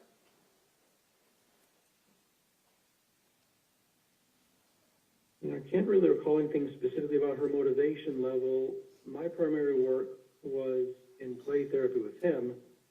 I assume, although I don't recall specific sessions, that I would have just minimal contact with her. Well, Mr. Weeks, let's talk about your work with Tanner. You said that when you looked at the photo, you remembered the mother, but you didn't remember her son, just by looking at the photo. But after reviewing the records and whatnot, were you able to confirm that you did work with Tanner? I don't have those records anymore, and I'm sure I did. I assume I did, but it's a good question. I can't say for certain that I provided services to them.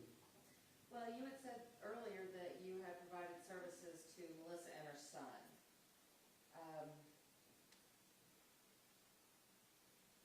When Melissa was there with her son, do you recall Tanner acting out or having any temper tantrums while at the residence?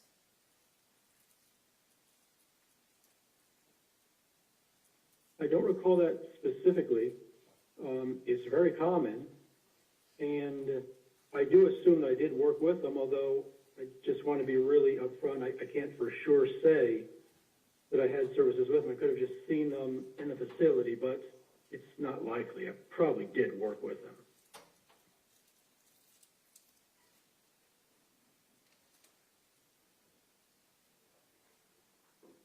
You have a moment, Your Honor? Yes, ma'am.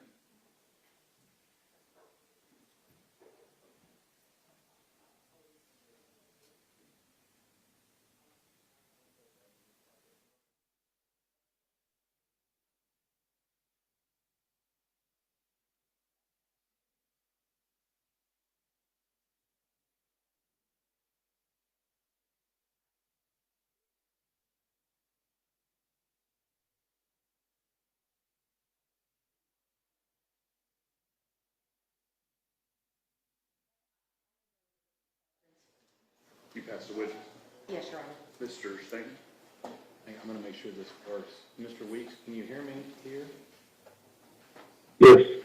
And Mr. Weeks, this place where you worked, it seems to me that you really don't have any real recollection other than remembering Melissa's face about what you did or didn't do with them in this case. Is that correct?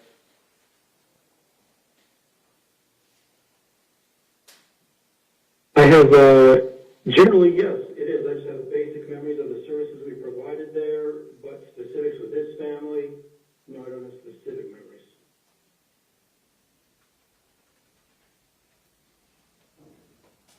Thank you, sir, for what you do and taking care of people at this point in Pasadena. Ms. Anderson, redirect. Just one question, Your Honor. Mr. Weeks, in order to be admitted to first choice with her son, would Melissa have had to have a drug issue? Almost certainly.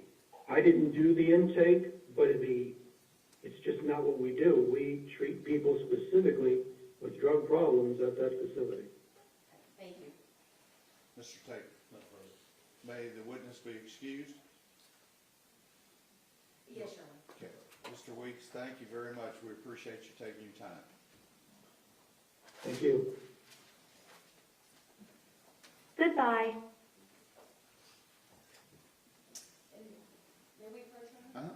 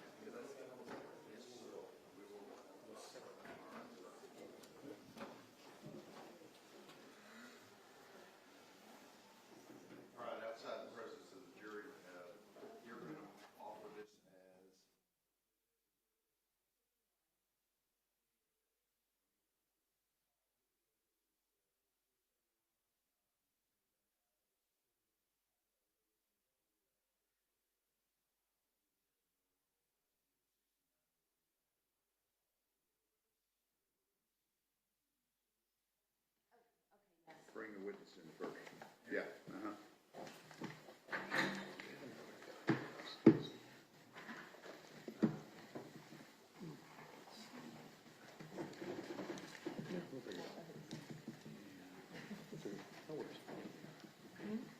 Do we have a new battery in this?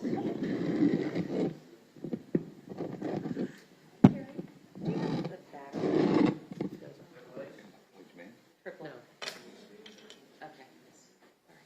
I didn't know you Good were. afternoon. Yeah, you got You all right? Okay, raise your right hand. Solemnly swear or affirm testimony given this cause to be the truth, whole truth, and nothing but the truth. Okay. There is a rule of evidence in effect that says you cannot be in court unless you're testifying, and once you have testified, do not discuss your testimony with anybody else. Okay? And Judge, since this is a civilian witness, we just want to re-urge our request to have her face blurred, and we'll be using her first name. Guys are all on it, right? Okay, What's her name? let's go. Can we know her name though? Yeah, I know, I'm like, hold on, I'm like, how do you know? Go, you may sit down. Yeah, Me well, and you and her are going to sit down. and I believe it is.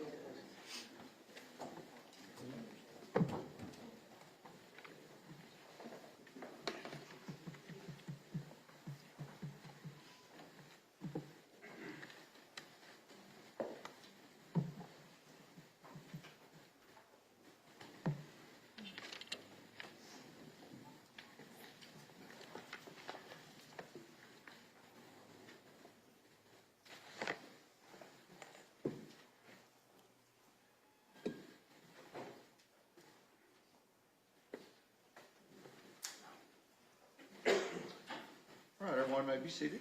We are ready to proceed. Ladies and gentlemen, this witness has been previously sworn to testify truthfully. Ms. Sanders? Yes, Your Honor.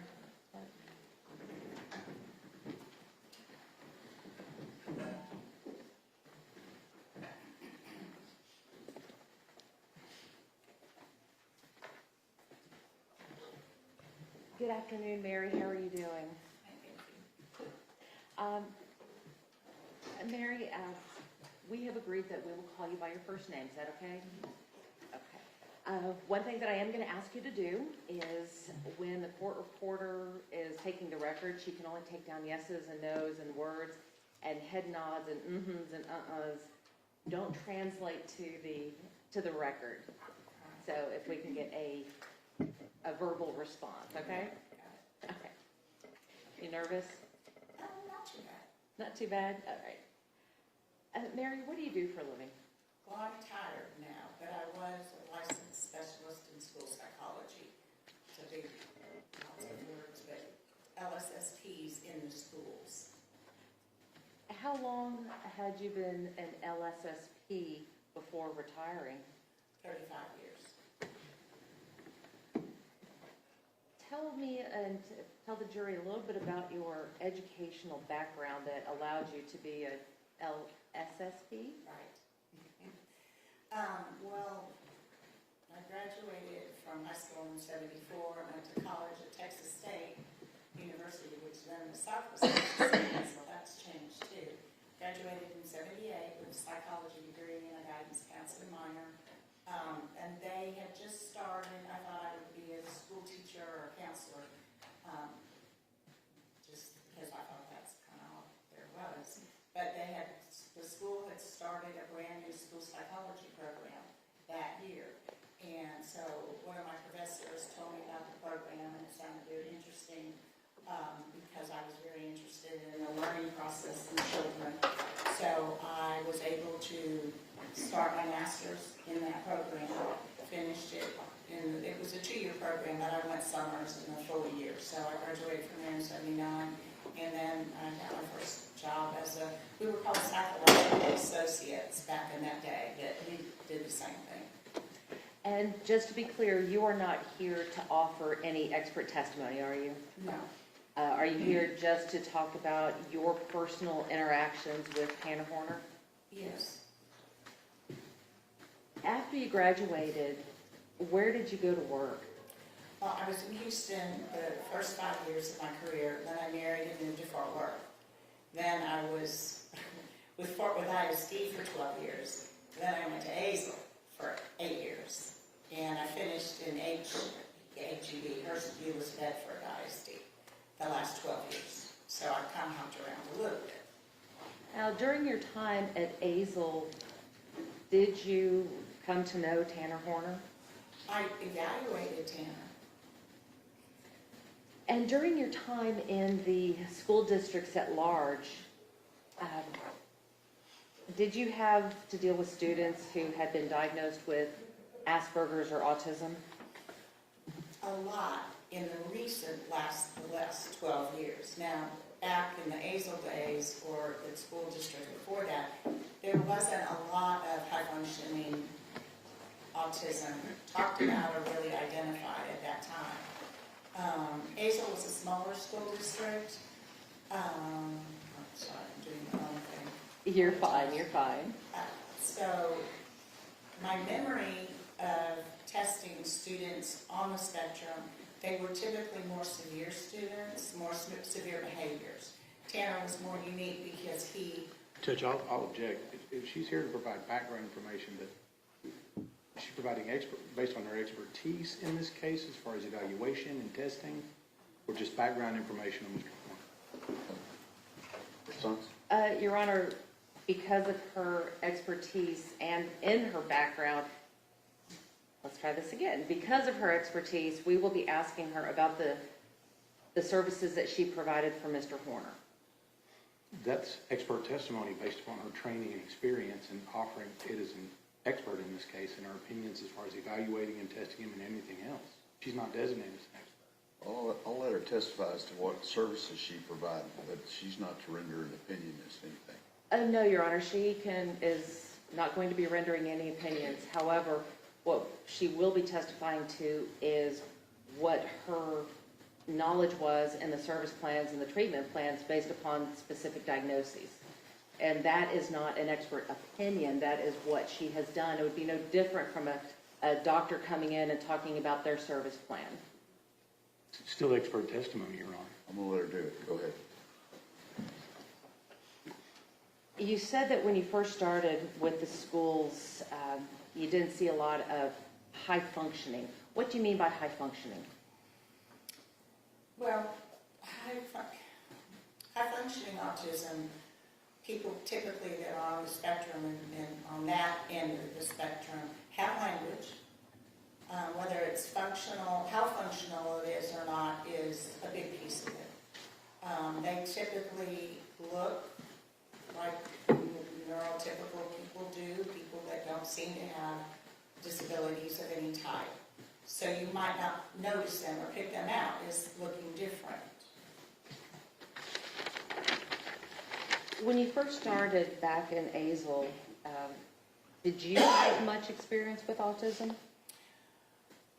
We were always trained, every year you had to take a certain 20 hours a year at that time for professional development. So we would be trained, but I would not say I had an excessive amount of training in that particular disability. It was more global. Did you see a lot of autism when you were? In Azle? Yes. No. May I have a moment, Your Honor? Yes. My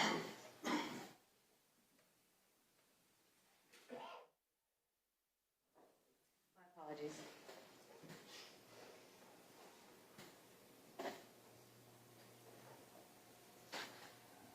When you were working in the schools, would you review records in order to make a determination on what kind of treatment plan to have for a particular student? No, that isn't how we developed what we called IEPs, Individualized Educational Plan. We would review records before our assessment, so we had some basic information about a particular student. Okay, so tell me about that.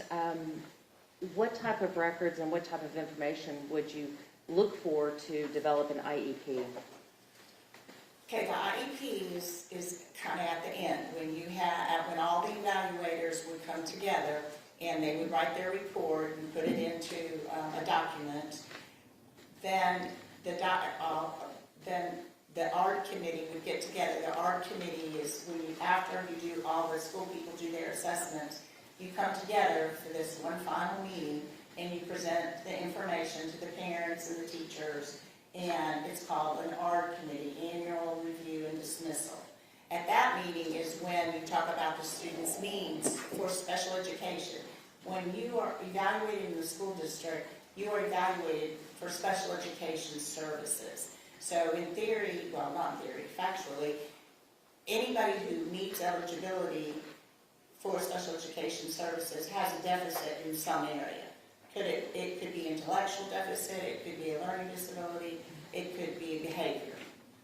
Did I answer that? So in the art meeting, we then talk about the deficits that the student has and what were some of the accommodations and modifications we could provide in the school to help them improve whatever their deficit areas were. Okay.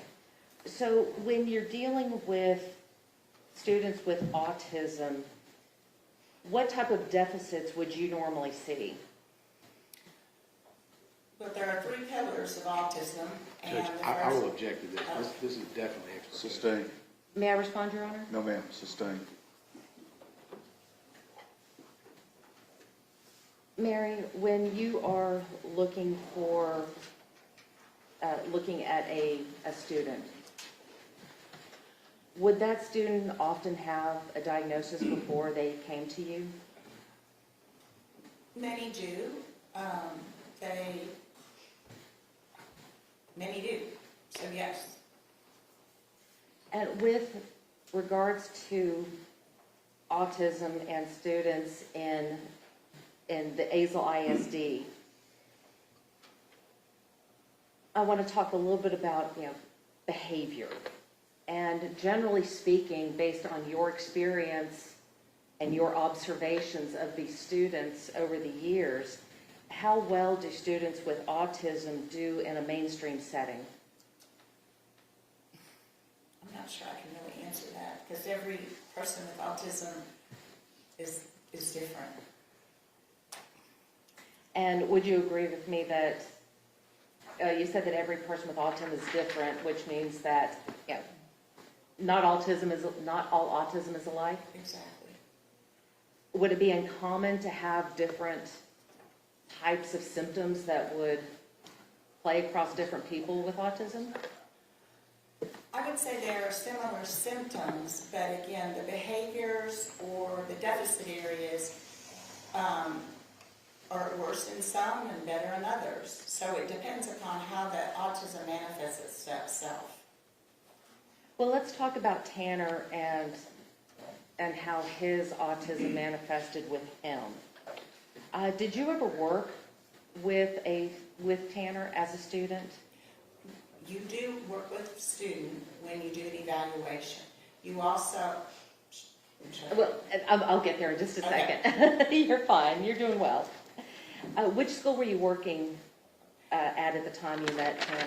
In ASL ISD, we would go to various schools, wherever the assessment need was. So I would go to the elementary school. I don't know if he was in elementary school when I first evaluated him or if he was in the junior high or even high school. I don't remember that. I'm not sure about the years. Well, what kinds of evaluations, or let me back up, what kind of services did ASL provide for Tanner? Now, I was able to review some of the ASL records, so I wouldn't have remembered this. So is that okay then? Yes. Okay. So I believe at the time, Tanner was in a classroom called a behavior improvement class. And I think he was in there about half of the day, and then he would go out to other classes, to the general education classes, so that he was getting a full education because he was bright. And when I say bright, he was able to be in regular classrooms intellectually. And so he would go out, and typically we would identify the strengths of the student and have those students go into those classrooms initially so they would be successful, so we could build on some successes. So he, as far as I can remember, he had that situation set up, but he also had, and that behavior improvement classroom was to provide a lot of structure for him, was also to provide the behavioral support he needed. So let's say if any student is in a general ed classroom and they start to have behavioral issues, hopefully that behavior improvement class teacher would assist the regular education classroom teacher. He also had, I don't know if he had, I didn't see anywhere in the records, he had speech and language services to address the pragmatic deficits, which tend to go along with, it goes along with students that have language, typically. But I did remember and saw in the records that he received in-home training, which was when a therapist went into his home and she took him out into the community to expose him to different social settings. And she was a speech and language therapist. So you had mentioned that these services that were provided to Tanner. Let's talk about how the school district would determine that the services were necessary. Was there an evaluation that was performed of Tanner in order to receive services? Yes, any evaluation for autism includes a speech and language therapist, an occupational therapist to look at sensory issues or motor skills even, a psychologist, a school psychologist, and or a licensed specialist in school psychology. There's a difference there. I'm a master's level school psychologist. I'm not in the clinical realm at all. So that's why I'm using the LSSP term more so. Okay, you asked me who else would evaluate. Well, let's go to your evaluation first. Okay. So what kinds of evaluations would you give students? Autism? And we're Yes. speaking strictly about. Yes. Okay. So Tanner did have records when I became involved. He did have a report, an outside report that had, I believe was his initial evaluation. I'm not 100% sure of that. It may not have been his initial. So I was to perform a 3-year reevaluation, and that's standard. We do 3-year reevaluations for all students that are identified as having a need for special education. It's so in theory, like if a child has a learning disability, they get a 3-year reevaluation because the hope and the goal is that the student's disability would be closer to his intellectual ability, so then he wouldn't have the need for special education services. And likewise, a student that might have a behavioral disorder or an emotional disorder, let's say their family provided, a lot of intensive therapy, and the student's emotions got better and they were no longer acting out. Now, autism is a little bit different because it's not really like autism goes away. So you would still have your basic team reevaluate, your speech pathologist, your occupational therapist, and your LSSP. Okay. So with regards to the evaluations that you gave, what did your evaluation look like? Okay, wait, don't talk over. We gotta have one at a time, okay? Go ahead, Ms. Anderson. You're doing fine, Mary. What did your evaluation look like? Typically, whatever records you have, you would review those first.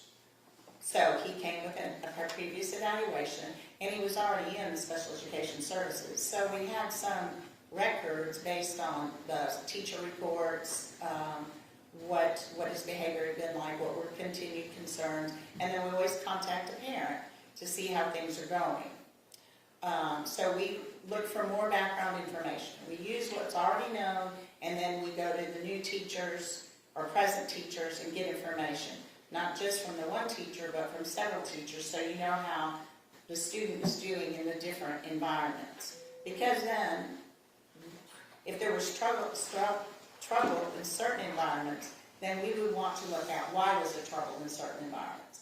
So you try to get a good sampling, and then it involves observations. What do you mean by observations? Observing the student? In the classrooms. So we would actually go into the different classrooms and observe the student, see what their interactions were like, and add that to the report.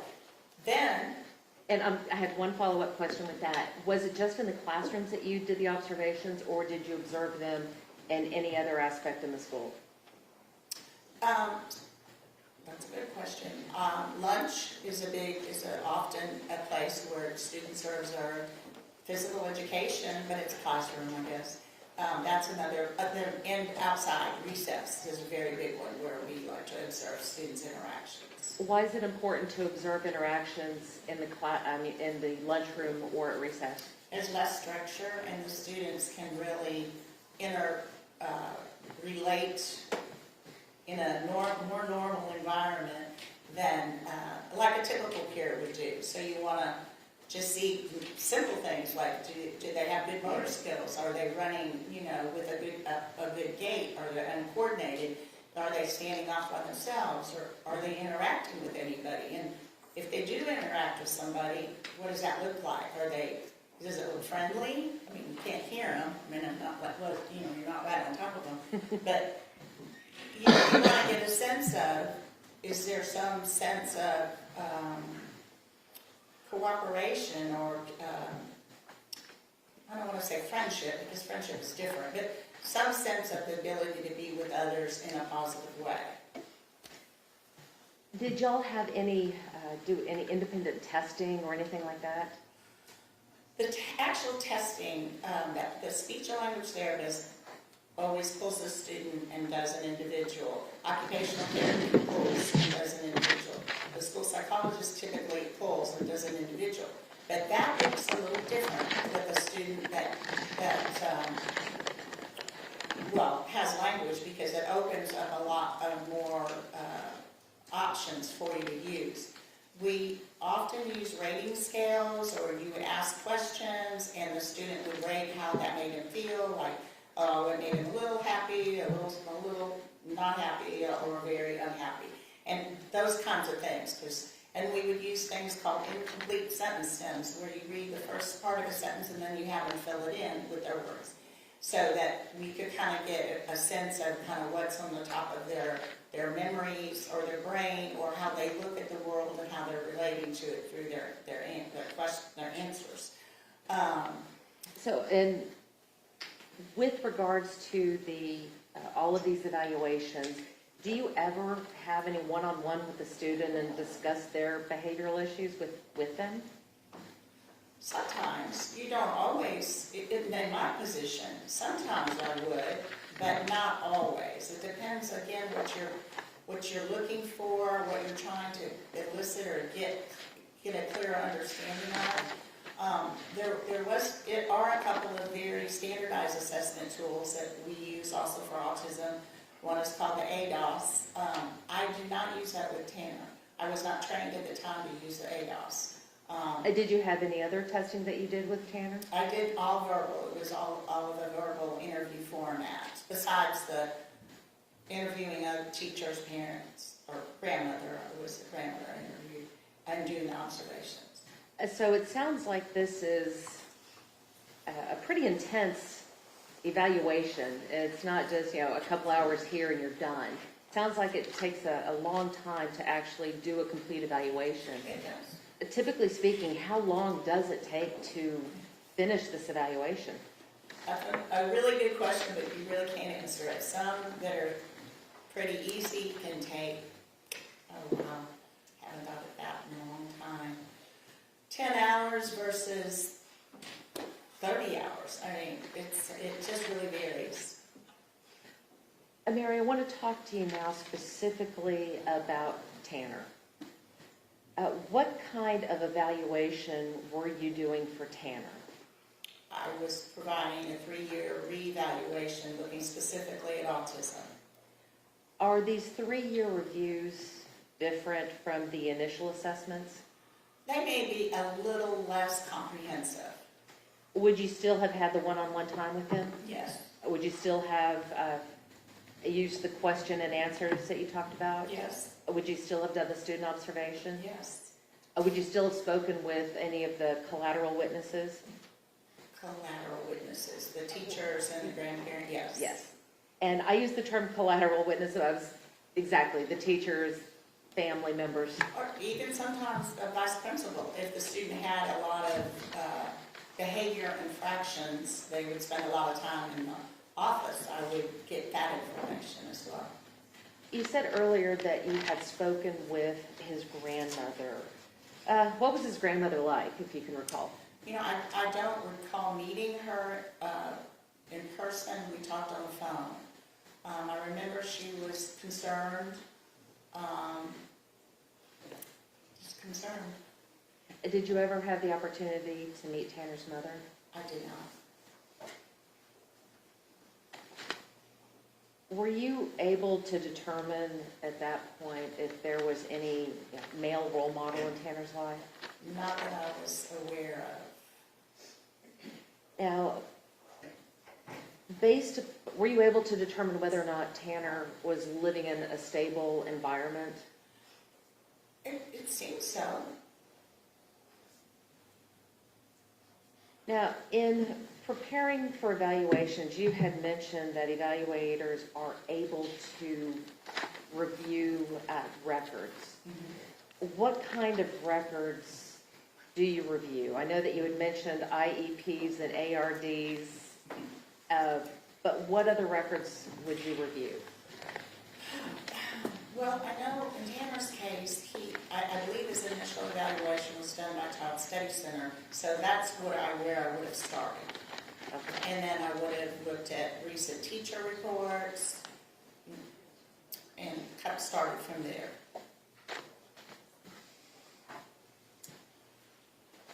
Your Honor, may I approach the witness? Yes.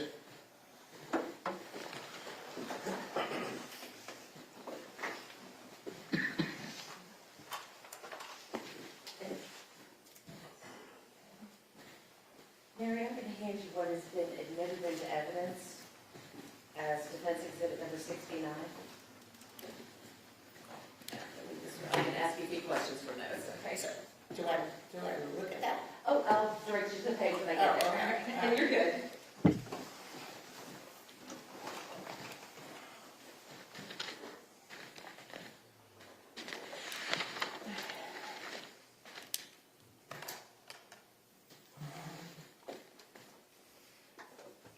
What I wanted to ask you was, based upon your evaluation, based upon your observations, based upon your interviews with the family members, speaking with the teachers, speaking with vice principals, and reviewing the records, did what you see in your evaluation, did that corroborate what you found in the records?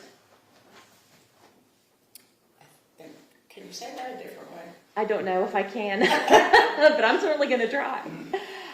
Basically, what I'm asking is that you read the records, and the records said, showed that there was a diagnosis of autism. Based upon your evaluation, based upon your interview with everybody, did what you see lead you to believe anything else? No.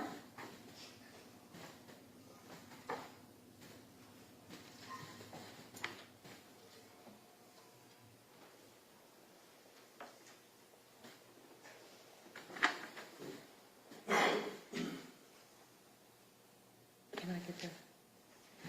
Now, Mary, if you would please turn to page 49 of that document.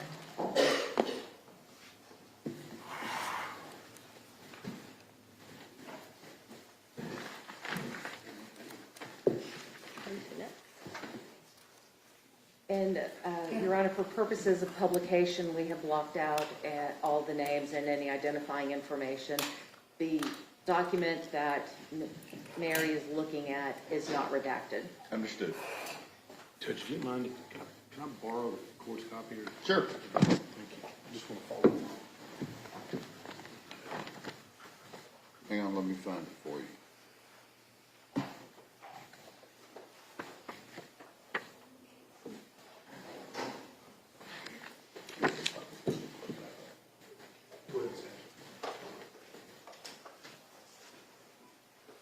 Right.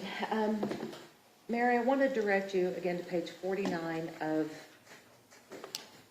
let's see if I can get this.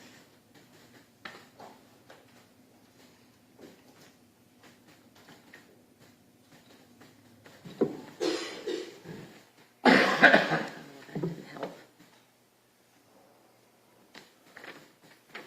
Okay.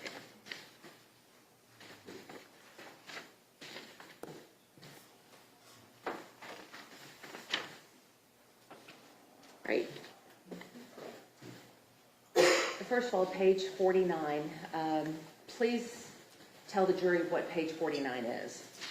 It's it's the summary page of an evaluation. What kind of evaluation? An autism, multidisciplinary autism assessment. And was this the 3-year review that you had done? Yes, this is the 3-year review. You said that it was multidisciplinary. Who did the final evaluation and who signed off on this document? Back in that day, the speech therapist, occupational therapist, and the school psychologist did their own individual assessments. Sometimes they would all three be present with each other, and sometimes they would not be. But we would always collaborate together and talk about our assessments and the consistency and what was similar or maybe what was different. So this is only signed by me because this particular one was just the assessment that I did. Now in the R paperwork or the IEP, everyone that were evaluators would sign that form. I want to talk a little bit about the deficits that were noted in your report. You spoke about social deficits and lack of appropriate communication. What do you mean by lack of appropriate communication? So I should have been more descriptive at that time. Again, Tanner has language and he's able to communicate. What type of language I was talking about was pragmatic language, or what's called social language. The ability to understand the meaning behind the words we say, and also to put them in, use contextual clues regarding the environment in which it's used in. So, so colloquialisms or sayings that we might say, like it's raining cats and dogs, a person might take it extremely literally and not think about the other meaning that we are attempting to say when we say things like that. And idioms that are higher level forms of language that are more difficult for people with autism. You had, in your report, you state that Tanner lacks empathy and has little ability to form friendships. What did you mean by that? Well, based on my memory, he did have difficulty getting along with others. But again, I can't explain why. There are many reasons for behavior. Probably I shouldn't say more than that. Is that uncommon with someone with autism? It's not uncommon, and I guess I would say it's common, and it's not so much that all people with autism don't get along with others, because some do. Sometimes it's more limited with others, sometimes it looks a little bit different. It's just, there's a difference. When we talk about empathy, what does that mean? Empathy is the ability to feel something else that someone else is going through, to understand it through their eyes. Is there a difference between empathy and sympathy?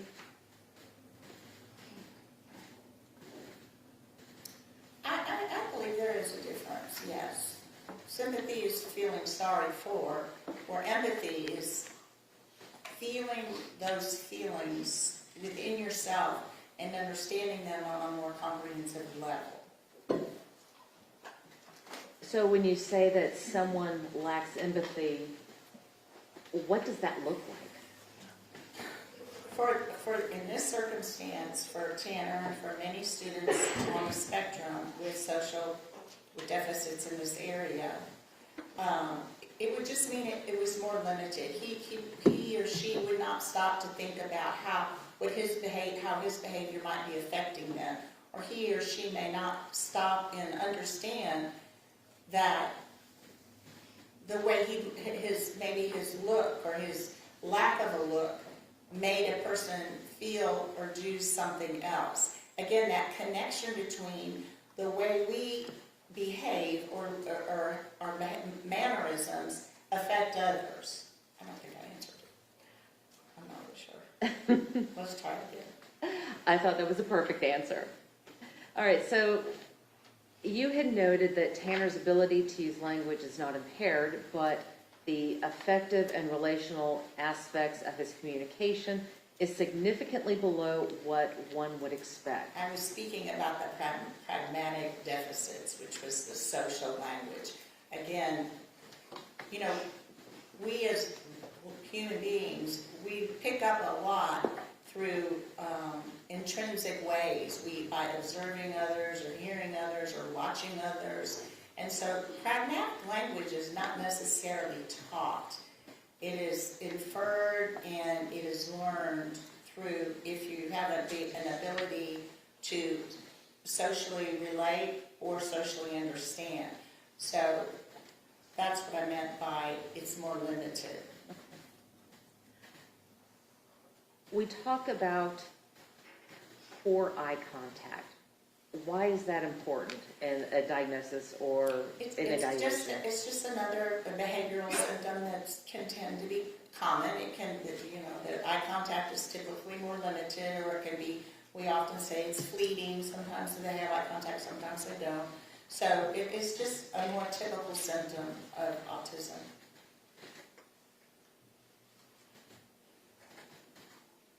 You had also noted that Tanner has possibly a sensory issue, especially in the area of his own personal hygiene needs. What did you mean by that?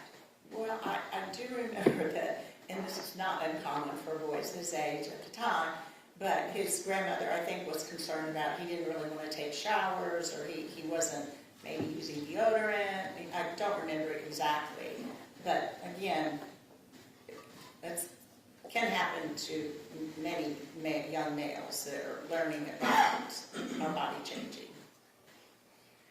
Although, should I say a little more now? Oh, go ahead. So he might have had an aversion to water. Many people on the spectrum have sensory issues. They don't like, things can be visually or auditorily difficult for them. The lighting, too much noise, sometimes water, sometimes getting a haircut, sometimes lots of different little things can cause sensory issues. And I don't remember anything besides the personal hygiene.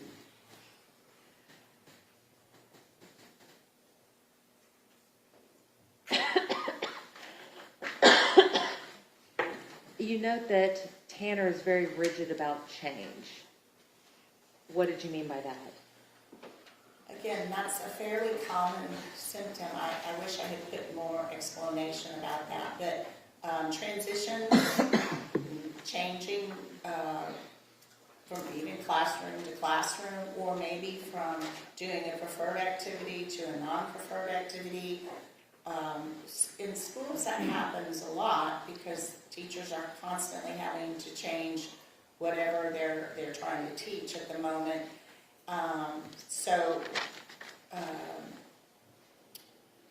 Many students on the spectrum have almost like a hyper focus for a short time, and if they're not ready to move on, they're not ready to move on. So you may encounter a little resistance in terms of, no, I'm not finished with that, and just not having cooperation in that sense. Now, with regard to the sensory issues,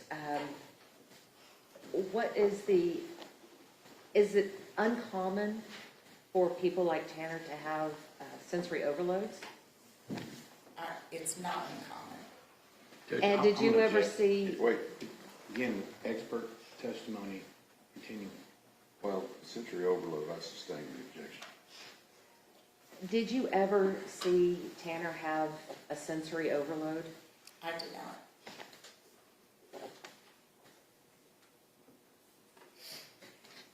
Now, based upon your evaluation, you had noted that Tanner continues to exhibit a mild form of Asperger's disorder. What do you mean by mild? Well, first of all, now we don't call it Asperger's, that was changed, it's just part of autism. And now it is categorized by the severity level, 3 levels of severity. And so Tanner's severity would have been 1. Now, at that time, his severity level was like a 1 because he was able to function in a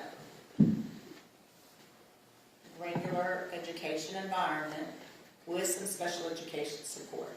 So that, and go out and, order a burger possibly, or do what we would expect all of us do. Doesn't look different, he doesn't exhibit the flapping or the staring or any of the more unusual when you move up the levels. Is a mild form of autism still autism? It is.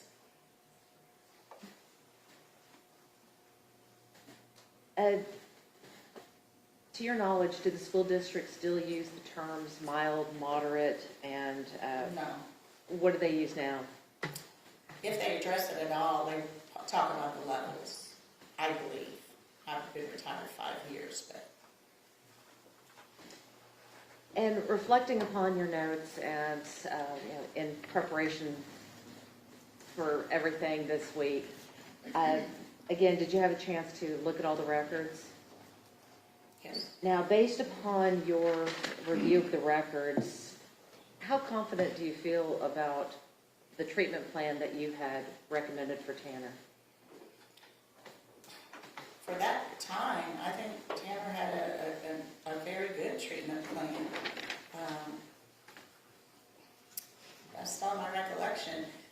He was not someone I heard of a lot, or maybe not often at all.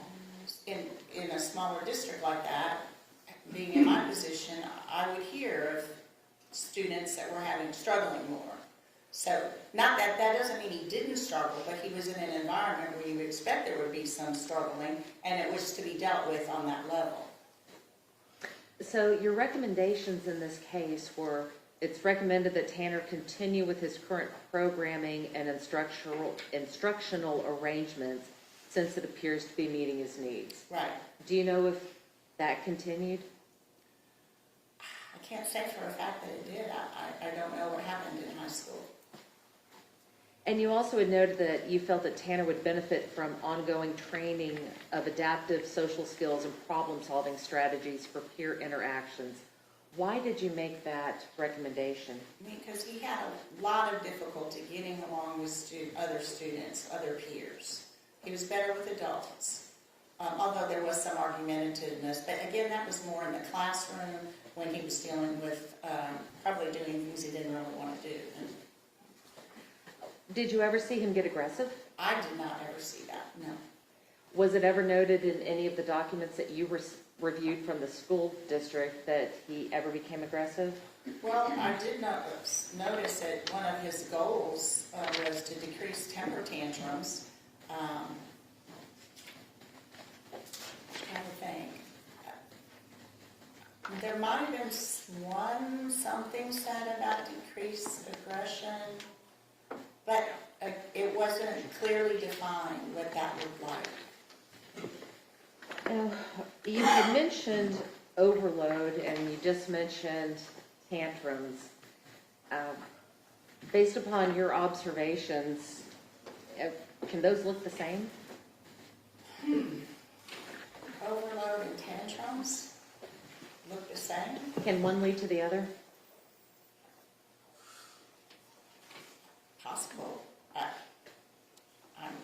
sure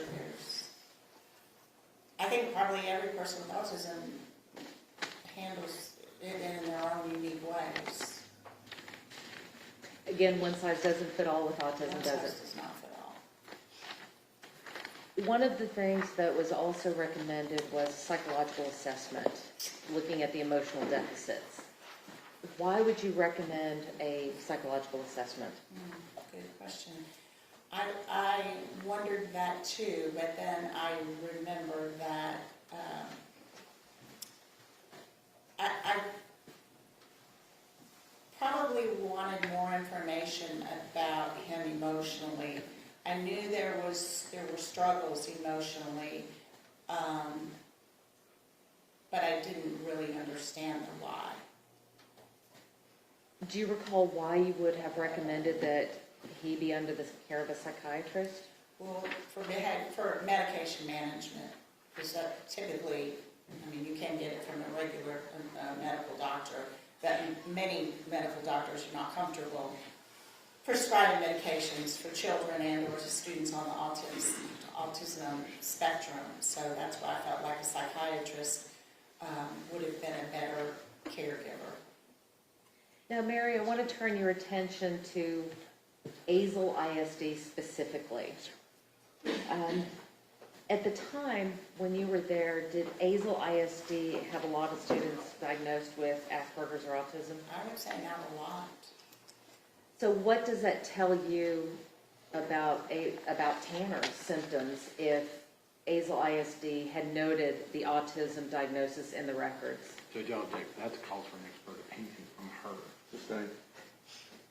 As a person working in the school, when you see an autism diagnosis, what does that mean to you? Judge, I'll still object. That's going to call for her expertise to be able to define what that is. I'll let her answer that question. Okay, repeat the question, please. Working in the school, knowing that Azle ISD did not have a lot of students who were diagnosed with Asperger's or autism, what did it mean to you when you saw that diagnosis in the records that you were reviewing? I don't know what it meant to me. It just meant that we had a student that had significant deficits in several areas. Did Azle ISD have specific special education classes? Yes, that would be, well, yes. And were there any special education accommodations that Tanner received while in Azle? I'm sure there were, but I don't have that in the records and I don't remember it. Now, you had mentioned something earlier about in-home training. Right, To your recollection, did Tanner receive in-home training? he did. You also had mentioned, and I think I have this right, the behavioral classroom? Behavior, we call it then, we call something different, behavior improvement class. Is that what they refer to as BIG? Yes. Okay. What is BIG? Well, What does that look like?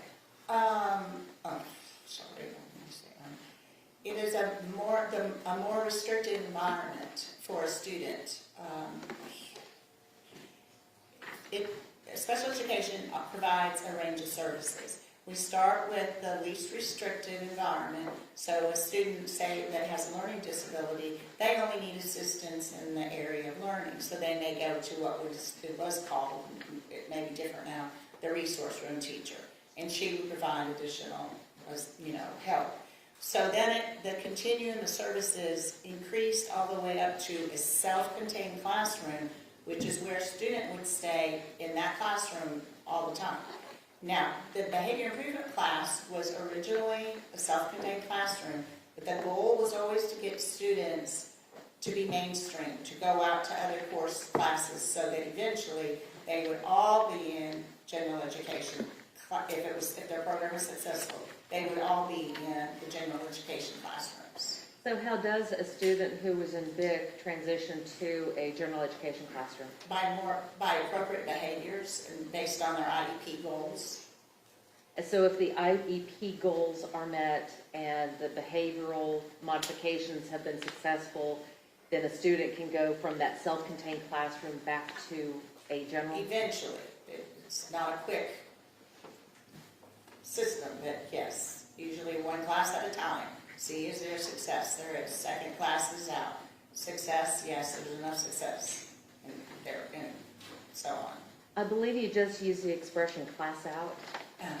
What is class out? It would be a general education class.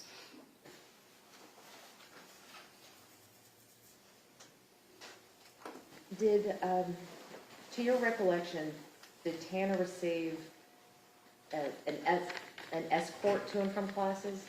Or to and from the bus? I don't remember that.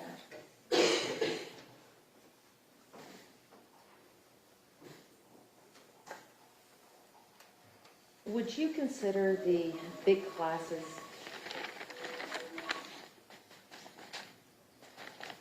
Was it me this time? It was the defense, it's the state's turn this turn. These big classes, would you consider them to be a structured environment? Period. Why do you say that? Well, it was a much smaller student-teacher ratio, maybe, let's just say 10 students versus 20 or so in a general education classroom. This is many years ago, of course. Now we have many more students in classes, typically. Sorry, I keep saying that. So each student has their own IEP, so that teacher has to be very structured as to make sure that each of those, their students is getting the type of accommodations and recommendations that he or she needed to provide for each of those students, and it'd be pretty timely also, and there should have been positive reinforcement for appropriate behaviors, and usually a loss of points or loss of privileges if there was a significant negative behavior. Now, based on your observations at the big classrooms, did the students with autism tend to do better with the structured environment? I can't answer that because I don't remember, but again, there wasn't a lot of students identified with high-functioning autism that I remember. Do you recall if Tanner did better in that structured environment? Well, just based on what the records say and then that 3-year reevaluation, it seemed to be providing him some positive regard in school. One moment, Your Honor. Yes, ma'am.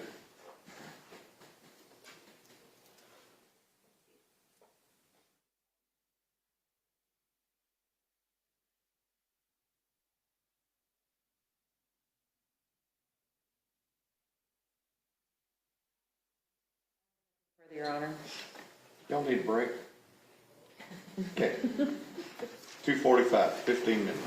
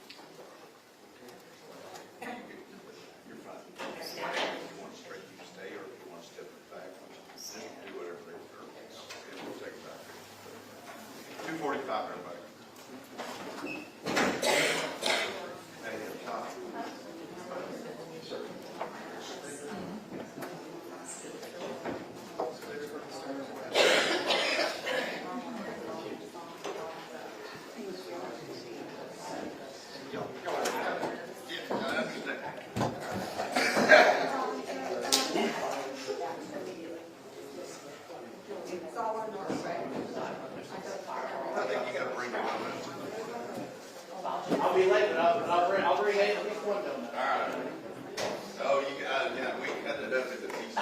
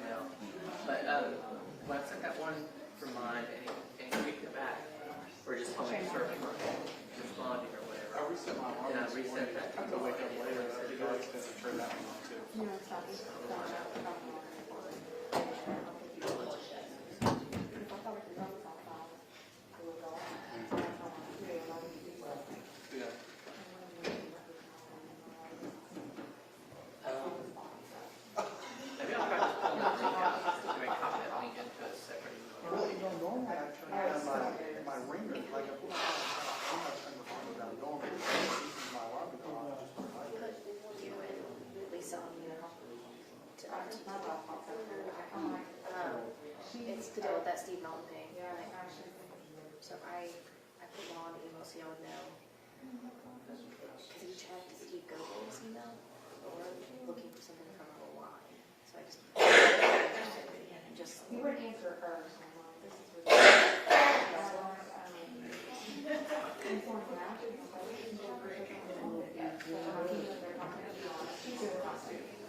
well, Steve, defense attorney.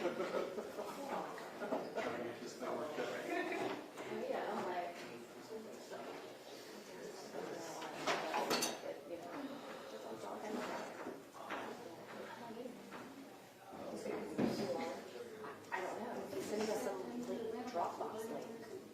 Well, that's a problem. It maybe can come by a firewall because it's in a server. Well, I know, and that's why, But Steven should be able to find it and push it through. which why, I don't have to go very well at the trial, but like, that's why I added Lisa to see.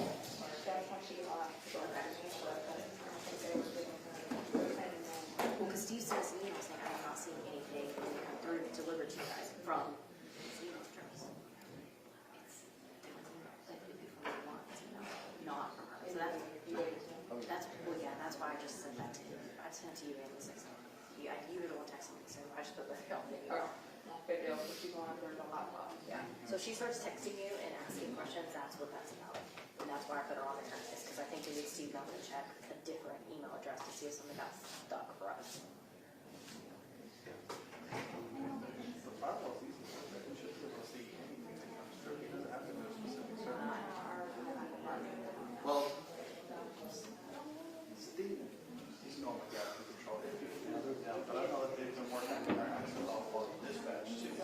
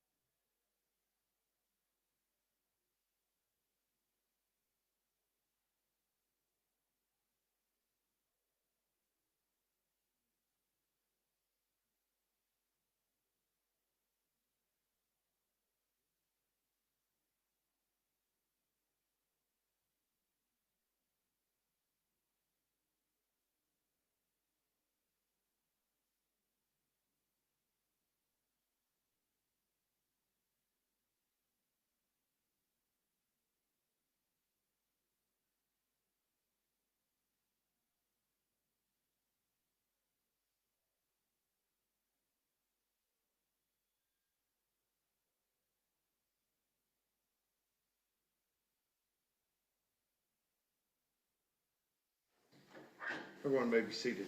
We are ready to proceed, Mr. Stanton, cross-examination. Thank you, Your Honor. I want to thank you for being here today and talking with us about some of this, okay? I'm going to try to keep it pretty brief here.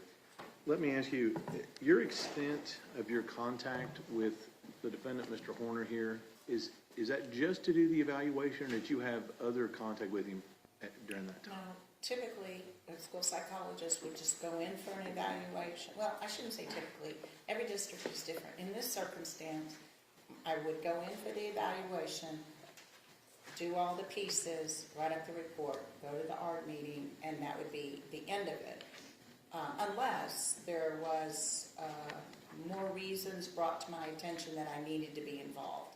And that did not happen in Tanner's case. So you saw him essentially just the one time? Little snapshot. When you say one time, I mean, I did the observations. I mean, it was within a small time frame compared to, a whole school year or anything like that. Yes, ma'am. Let me clarify with that. You saw him what you needed to see him to do this 3-year reevaluation. Exactly. That's correct? Correct. Okay. And that had several parts, and we've talked about it. Right. Okay. And you said that after that, you did all the report, and we've looked at this up here. So as a result of that, the first thing on here is it says he has a mild form of Asperger's disorder, okay? And you said even under current standards, that would be like you say level 1? Is that what you said? I believe it would be level 1. So still mild? Compared to the continuum, yes. Right, okay. I mean, and we understand it's a spectrum, but on the far end of one end of the spectrum, correct? Correct. Okay. And so in the school, we talked about a lot of these records. Now, truthfully, ma'am, you didn't actually write up all these records, right? No. Okay. And you looked at these, but these are not actually your specific records. That's true. But you felt comfortable enough to be here to talk about some of the things that went on with the school and with Tanner based upon your interaction with him. Is that right? In my recollection. Okay. And so in this case here, and even though you just had that and had that interaction with him, your words earlier were that he was bright. Now, I think that's what you said, right? I tried to change it a bit. Bright enough to function in a general education classroom. Okay. I don't remember what his IQ was and just any of that. It was sufficient, so I misused the word bright. Okay. And that's fine. But your definition was, when you used that term, was that he was able to be in a normal classroom. A general education classroom. Okay, I'm going to try to use the terms, okay? So he was able to be in a general education classroom. Yes, sir. Okay. I said normal. That's fine. I understand. And so as part of that, you said he still needed some support from the school, correct? And that, to your recollection, he got that support from the school. Once he was in special education, yes. Right. And then up and through when you did your 3-year review, he maintained that. As far as I remember, yes. But still in a general education classroom. I don't remember that part. I don't know how much special education he was still involved in. It could have continued all the way through high school. I don't have any memory of that, or that wasn't addressed in any of the records. Okay. That at least that I saw. But based on what you're saying here, it wouldn't surprise you if he graduated high school normally. Well, no, it wouldn't surprise me when you say normally. You can still graduate from high school and you have a lot of special education support. But I don't know what that looked like. You're right. Yes. Now, during this time, it's my understanding that you had some contact with his grandmother. Is that right? That's right. And at that point in time, was that your point of contact for him? With the family. It was. I understood. You want me to? No, go ahead. That his mother was in and out of his life, and that did cause him a lot of the grandmother felt like that was a big trigger for his emotions. And so, as a result of this and what you did not get re-involved with Tanner Horner at any time after you did this. No. And I think you said that he was, and I'm gonna use one of my terms here, is he really wasn't on your radar in the school. That's true. Okay, because you said there were some kids that you would, I think you said you would hear about. Right. In the office, when other evaluators or other special education personnel would say, oh, you need to check on so-and-so, or this teacher might need you to talk with them, it would be that kind of a thing. Right. He wasn't on that. Not that I recall. And so we worked through this. You talked about some of the records here. Do you remember in here, you said he was getting behavior improvement? The class? Yes, he was getting some form of behavior improvement training. They were supposed to be providing social skills supports and training in the behavior improvement classroom. That's part of the program. Okay. And to your knowledge, based on this, was he receiving those services? Based on the program's standards, that's what should have been happening. All right. And then you also said he had additional services outside the home. The in-home training. In addition to whatever he got in school. Correct. And I think you said you didn't remember the details of it, you just remember that he got it. And that I saw the summaries that the provider had written up about how some of the sessions had gone. Okay. All right. And so, all right.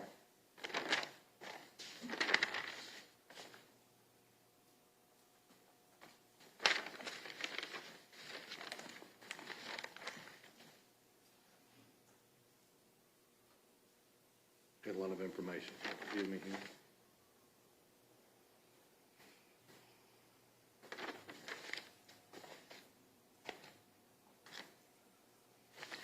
And when you looked at these records, did you note in here that some of the training and information and things he was getting were providing positive improvement for him with regard to his behavior?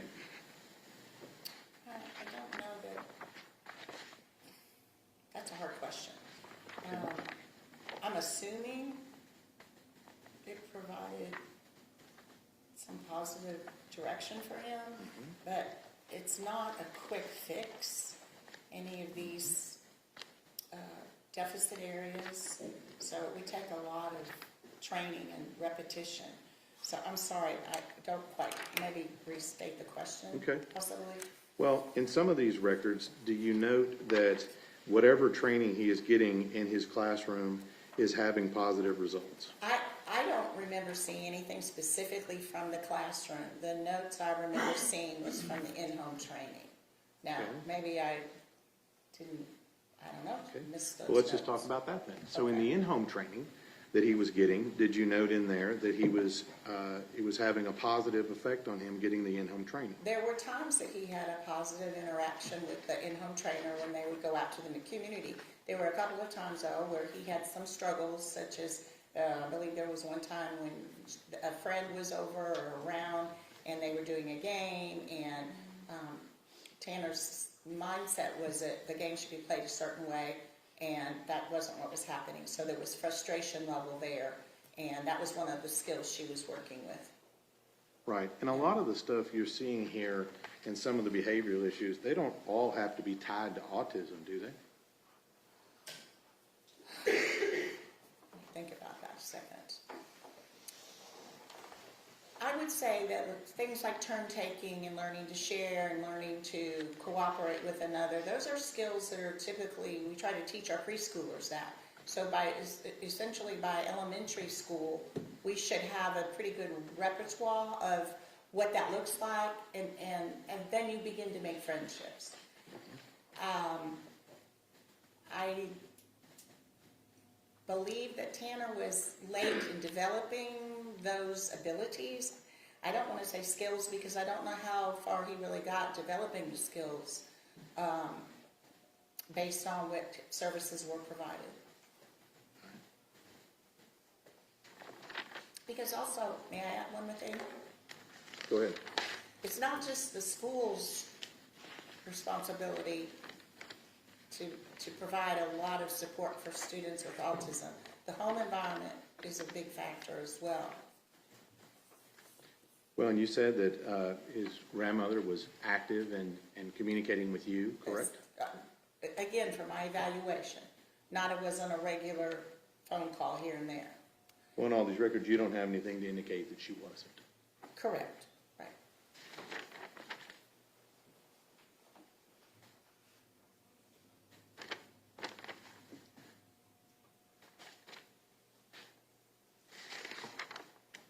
Last thing I'm going to talk to you is you talked a little bit about lack of empathy, right? Yes. And lack of empathy doesn't always exist in individuals with autism, does it? It looks different. They do. Many people with autism have empathy, but it may look different. So it's not really an all or nothing. It's more of a some do, some don't. But there's other things that could cause that. Personality disorders, oppositional defiant disorder. There's other things that would cause some form of lack of empathy, right? Well, I didn't have knowledge that those were factors that I would needed to consider or look at the time. Okay, but you'll agree with me, there's other conditions besides autism that could cause that. Can cause trouble with Lack of empathy, if it exists. I agree. So what it, and I just want to summarize here, what it seems like here is that at Azle ISD, they were providing him the services, to the best of your recollection, through the time that you quit seeing him, that he needed at that time, based on your recommendation. Not based on my recommendation, based on that's the law, and they, for him to continue to receive those services, he had to have a need. So there was obviously still a need, so he was still receiving services to some degree. What degree that was, I can't talk about that because I don't know. But at this point in time, he had you doing an evaluation in your capacity. Mm-hmm. He had a speech therapist Should have, working with him. yeah, He had a special classroom working to help him. yes, He had in-home stuff also working to help him. right. And I think you said there was another possible professional in there besides the ones I Well, listed? I mentioned an occupational therapist, but I don't, there's nothing about that in the records, but that's one of the standard assessments typically. Just, it sounds like to me that he had a whole team working for him in school. Is that right? I believe he did. That's witness, Sean. Redirect, and you may redirect. Thank you, Your Honor. Mary, I just wanted to clarify a few things. When you talk about the evaluation that a school district does for a student, is that a 20-minute check the box and go, or is it an extensive evaluation? Well, every evaluation is different depending upon what you need to provide the data necessary to meet the criterion for the disorder or the disability. So, some are quicker than others. Autism is not typically a quick, easy evaluation. Well, when you do an evaluation for autism, what is it that you're looking for? You're looking for deficits in 3 areas. And what are those 3 areas? First areas, Judge, I'll object. She's again providing expert testimony. She's not been designated as an expert to provide that testimony. All right, objection's overruled. You may have a running objection. Go ahead. You talked about the 3 areas. I What can were those answer. areas? Language, social relating and emotional responses, and then sensory and specialized interests. What is it about those specific areas that why is it important to look for deficits in those areas?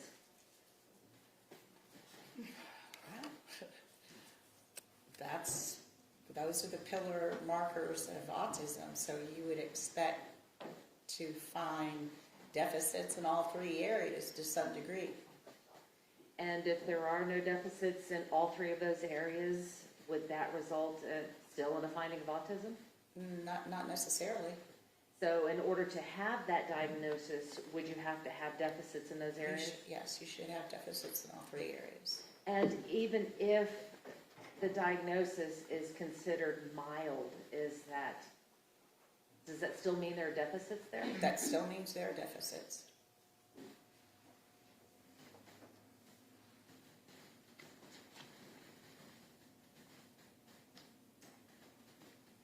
When we talk about students with autism, what type of symptoms would you expect to see in those students? Well, again, it's a very wide range depending upon the severity, their intellectual level, how many impairments they have in each of the areas. Having language is a positive thing, but it's more limited. So you might not see as much with that in the language area to the untrained eye, and even the trained eye may have to provide special assessment tools to really get an assessment of how big the deficit is. And that's where I talk about pragmatic language. Speech therapists work very hard at providing a lot of information for assessments, and I wish we had one of those. I'd be curious myself about that. The social relating piece and emotional response was obviously a big one for Tanner, because I think that behavior disruption was probably one of the reasons he was initially evaluated back at his very first evaluation. And I don't think he was initially identified until he was about 9. So something was showing up in him that they weren't sure what was going on, and they had this evaluation, and he met all three of the pillars, even the sensory or the special interests. I don't remember what his special interests were, if he had any. So he did meet that eligibility. So there was something going on that was significant enough that he did meet that criteria, and not until he was 9. But that is not that unusual for people's language. Their behaviors can be misunderstood, and it can look like oppositional defiance, but maybe there's something driving that behavior. Well, let's talk about oppositional defiance. During your evaluation of Tanner, did you diagnose him with oppositional defiance disorder? No. Did you diagnose him with any personality disorder? No, but that was not my task. My task was to look at a 3-year reevaluation specifically for autism. If you had seen anything that could lead to a diagnosis of ODD or personality disorder, is that something that you would have noted? Yes, if I saw anything that led me to believe it wasn't autism, but also some of those conditions are not easily identified until a student or a person is a little bit older in life. Oppositional defiant disorder, they're usually consistently oppositional and defiant, not just in this environment and not in that environment. It's a pretty global behavior. So if someone has oppositional defiance disorder, you would tend to see it would be a common occurrence. It would be very common, I believe. I'm not an expert in that disorder. Okay. Then I won't ask you any other questions on ODD. Okay. But you had talked previously about sensory overloads. Yeah. Explain to the jury what a sensory overload is.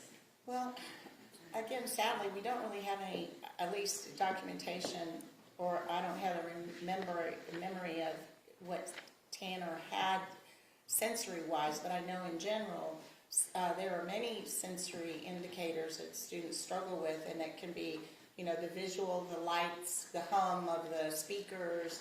It could be just too much action going on in the classroom, which is very common. It could be, that's why we also do a lot of observation in the PE, physical education, and in the lunchroom, because there's a lot going on in those environments. And students can get very agitated in those environments if they have deficits in the sensory area, if they get overloaded with that kind of, with those issues. Well, with regards to noise overload, is it uncommon in your experience to have people who are autistic like music? Oh, no, it's not uncommon. And music can get loud. So how would you be able to reconcile playing, loud raucous music and versus having a sensory overload due to noise? Well, again, I'm not an audiologist, but I believe it makes sense that it gets into a different part of the brain. If there's an interest an autistic person has in a particular thing, could be music, they might get even, they might need more input from that particular,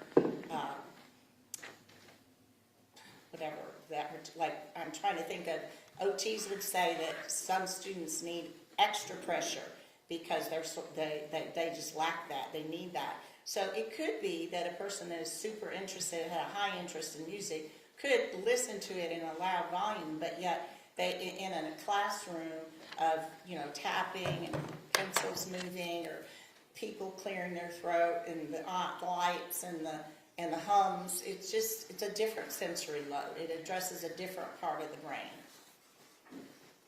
May I have a moment, Your Honor? Yes, ma'am.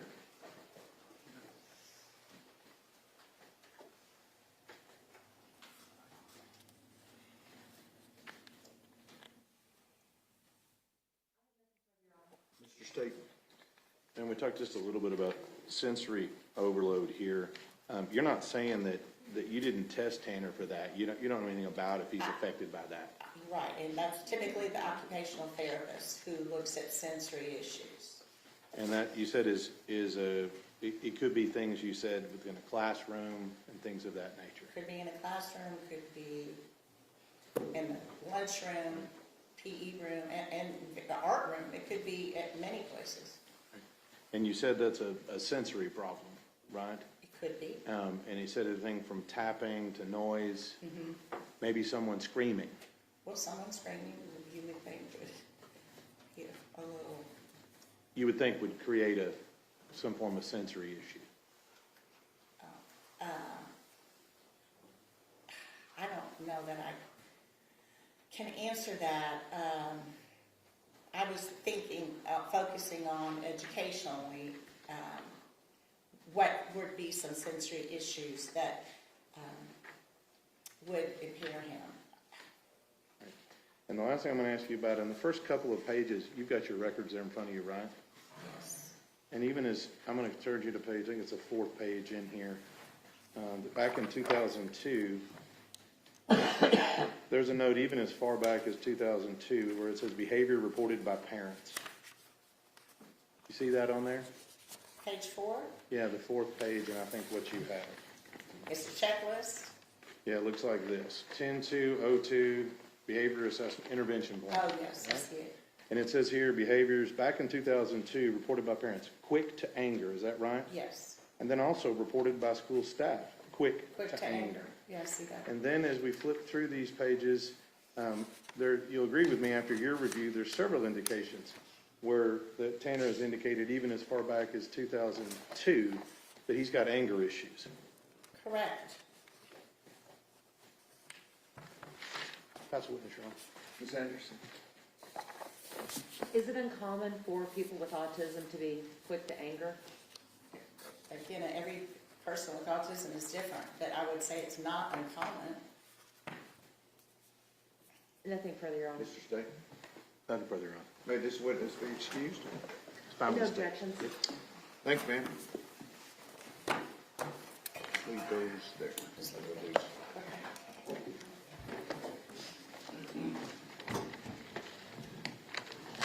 Okay, I'm gonna do some things with the lawyers that involve the rest of the afternoon, so I'm gonna send you home, okay? We'll see you in the morning, 9 o'clock, okay?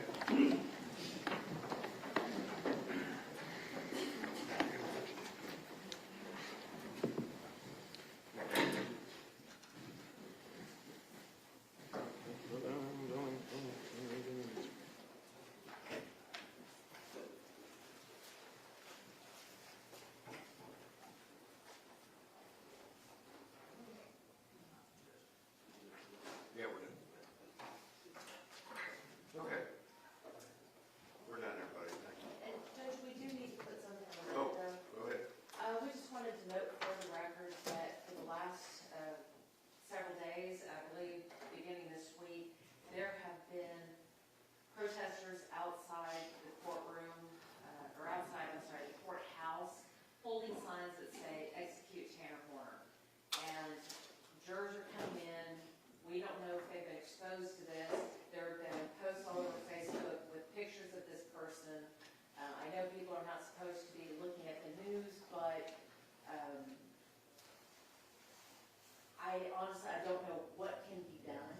I think we need additional admonitions to the jurors about social media and things of that nature, because it has been posted and reposted. I have noticed that